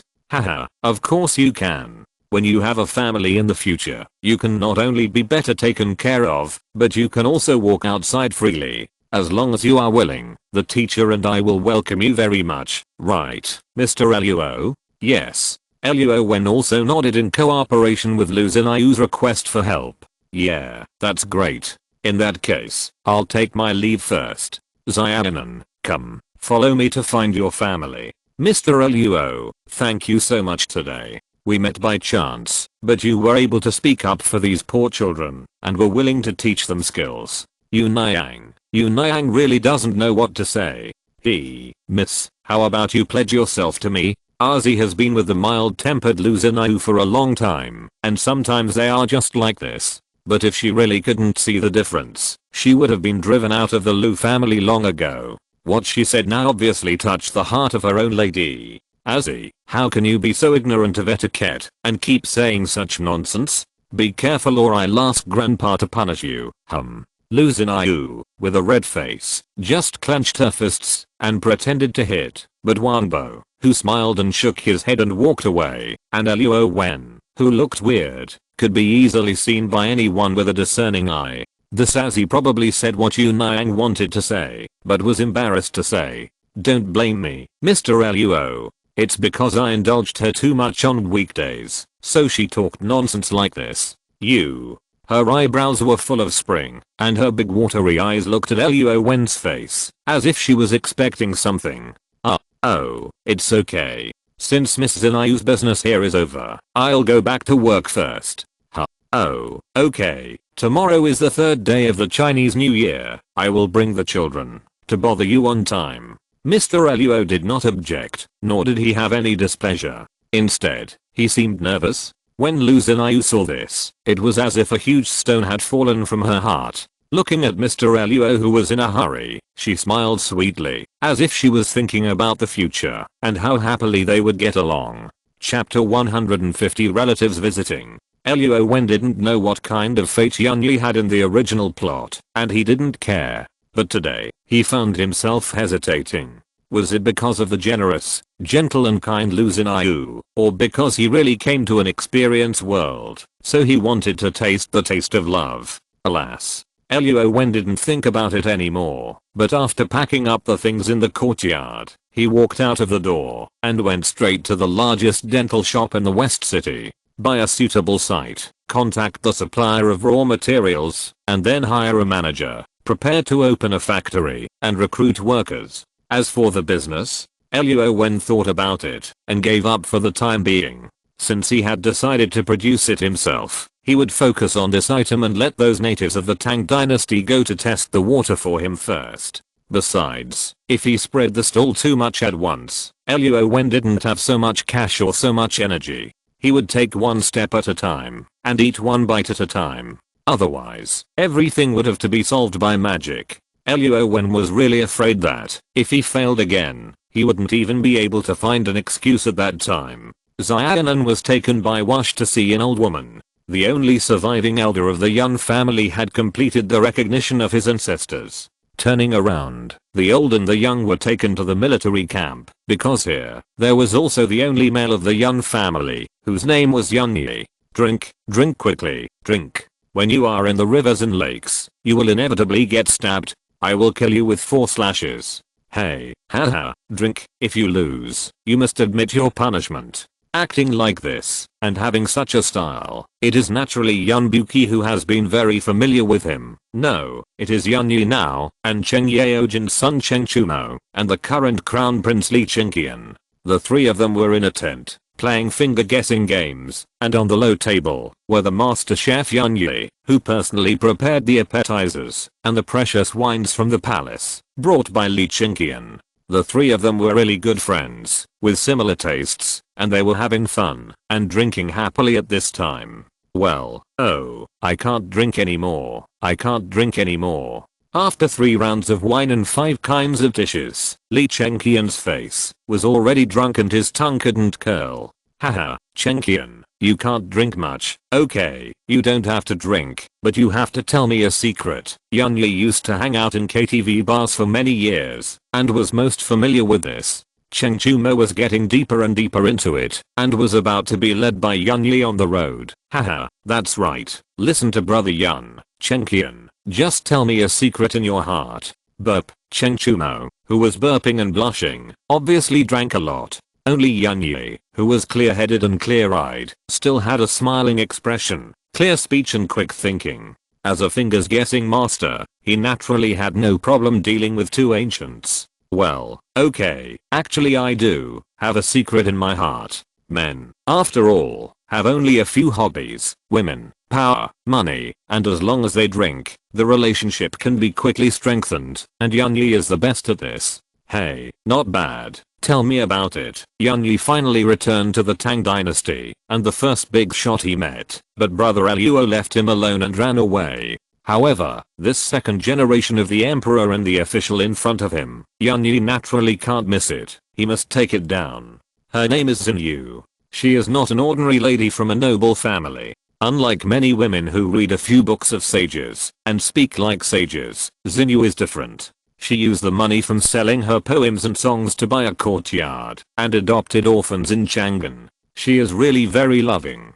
Compared with her, Zishi and Dao-chan are just beautiful. A gentleman seeks a beautiful lady. Could the Xinyu mentioned by Li Chengqian be that Xinyu? No, it won't work without beauty. Who said Xinyu is not beautiful? I heard that she has delicate eyebrows and eyes, graceful demeanor, and quite a bit of the style of Zaojin. Wow, so amazing. Chengqian, when will you take me to broaden my horizons? Haha, I just heard it from rumors. I haven't seen it. TSK, after talking for a long time and keeping Cheng Chumo and Yun Yi in suspense for a long time, Li Chengqian himself only heard it from hearsay. How can this be a secret? That's not right. Chengqian, you are the prince. Is there any girl in this world that you want to meet but can't? Only Yun Yi, who took everything for granted, could say this in a joking tone. Hey, Xinyu is different. She is the granddaughter of a great Confucian scholar in Shandong. She has strict etiquette and morals. Princes and nobles dare not approach her easily, for fear of being accused of being disrespectful. Fortunately, I have made military achievements this time. I should be able to find an opportunity when I return to Chang'an City this time. Haha. In this era, a person's reputation can be directly equated with his life. Of course, scoundrels and self-destructive people are obviously not included. The aristocratic families rely on reputation to maintain their power and authority. For example, the current Tang Emperor Li Shimin, because of his illegal position, has been privately resisted by other aristocrats all over the world. In other words, they listen to orders but not announcements. On the surface, they regard him as the son of heaven, but privately they pretend to obey and disobey, and often speak ill of him. This is not the Qing dynasty, where it is strictly forbidden to discuss state affairs, and there is a special literary inquisition. The Tang dynasty still inherited the good style of the sages, that is, the so-called just cause. The emperor and the literati ruled the world together. After all, although Emperor Li Shimin of the Tang dynasty was brave and resourceful, he was born in an aristocracy and relied on the Li family to successfully ascend to the throne. His killing of his brother and father is well known. This is not the Qin Shi Huang who has made great achievements and shocked the ancient and modern times. Li Shimin does not have such hard power. Wow. The door curtain was lifted. Cheng Yaojin was in front. Wash supported the old lady Yun in the back, and two Jinwu guards with knives guarded the exit. Prince, Captain Cheng, you follow me out first. There are private family matters of Yun boy here. We are not suitable to be here. Cheng Yaojin first respectfully invited the prince out, then pulled Cheng Chumo's ear and took his own son who was making trouble out. Although Yun Yi in the tent didn't understand what was going on, his brain was very fast, and his ability to adapt to changing circumstances was not in vain. He knew that those who came were not kind, and those who were kind would not come. If he didn't recognize the relatives in front of him, he might not be able to leave the camp. Could it be that the big shots above suspected his origins, and would rather kill the wrong person than let him go? Jenna, my Jenna, I'm grandma. Old Madam Young's hair was grey, but she still managed it meticulously. She was old and frail, and at this time, she was also in tears. It was as if there was a guidance from her bloodline telling her that the young man in front of her was the descendant of her Yun family. And Yun Yi, whether he was called Yun Buki or Yun Yi, he was indeed the descendant of the Yun family, but there was a difference in the era. Grandma, I miss you so much. At this moment, Yun Buki finally took on the identity of Yun Yi, because whether he wanted to or not, everyone in this era believed that he was Yun Yi. At this point, since Wash knew about the immortal master Luo Wen and Cheng Yaojin's advice, why did he bring the Jinwu guards into the account? As long as he was sure that Yun Yi's origin was unknown, he would kill him. Maybe this is the so-called, if the king wants his subject to die, the subject must die, right? More importantly, Yun Yi is only related to the immortal master, but the connection is limited. Otherwise why would he leave him and act separately? Cheng Yaojin has seen the power of the immortal master, but he can't decide the will of Emperor Tang Li Shimin. Although Wash is afraid of the Mr. Luo who is suspected to be the immortal master, he is a disabled person, and it is impossible for him to be timid. He is afraid of this and that. Yunyi in front of him is a weak chicken at first glance, so why should he be afraid? But the result is good after all. Yunyi recognizes his ancestors and Wash also completes the task assigned to him by Emperor Tang. After a big drama of recognizing relatives, Wash took the Jinwu guards back to the palace to report, and Yunyi was urged by Madame Yun to pack his luggage and move back to the Yun family. There was only a lonely and helpless Lianlin, silently feeling the reunion of other people's relatives, but she didn't know the changes in her future. How could she be recognized by the Emperor of Tang with only a token and no other credentials? How could she get back the status that should belong to her for her mother? Alas. Why are you here? I have something to tell you. Come with me. Under the moonlight, Lianlin, dressed in green, seemed to be sentimental and felt that Yunyi was not easy and wanted to help others and return the hairpin to him. Yunyi, who was inexplicably complicated, looked at Zhao Ran, who was exactly the same as in his memory. Along the way, he didn't know what he thought of her now. Silently moving his feet, followed her behind, and walked to the river outside the military camp. End of this chapter. Thank you very much for reaching the end. Don't forget to like. Looking for more exclusive content and immediate access? Subscribe to our Patreon. Remember, every like, subscription, or donation encourages us to continue. Thanks to everyone. See you in the next video.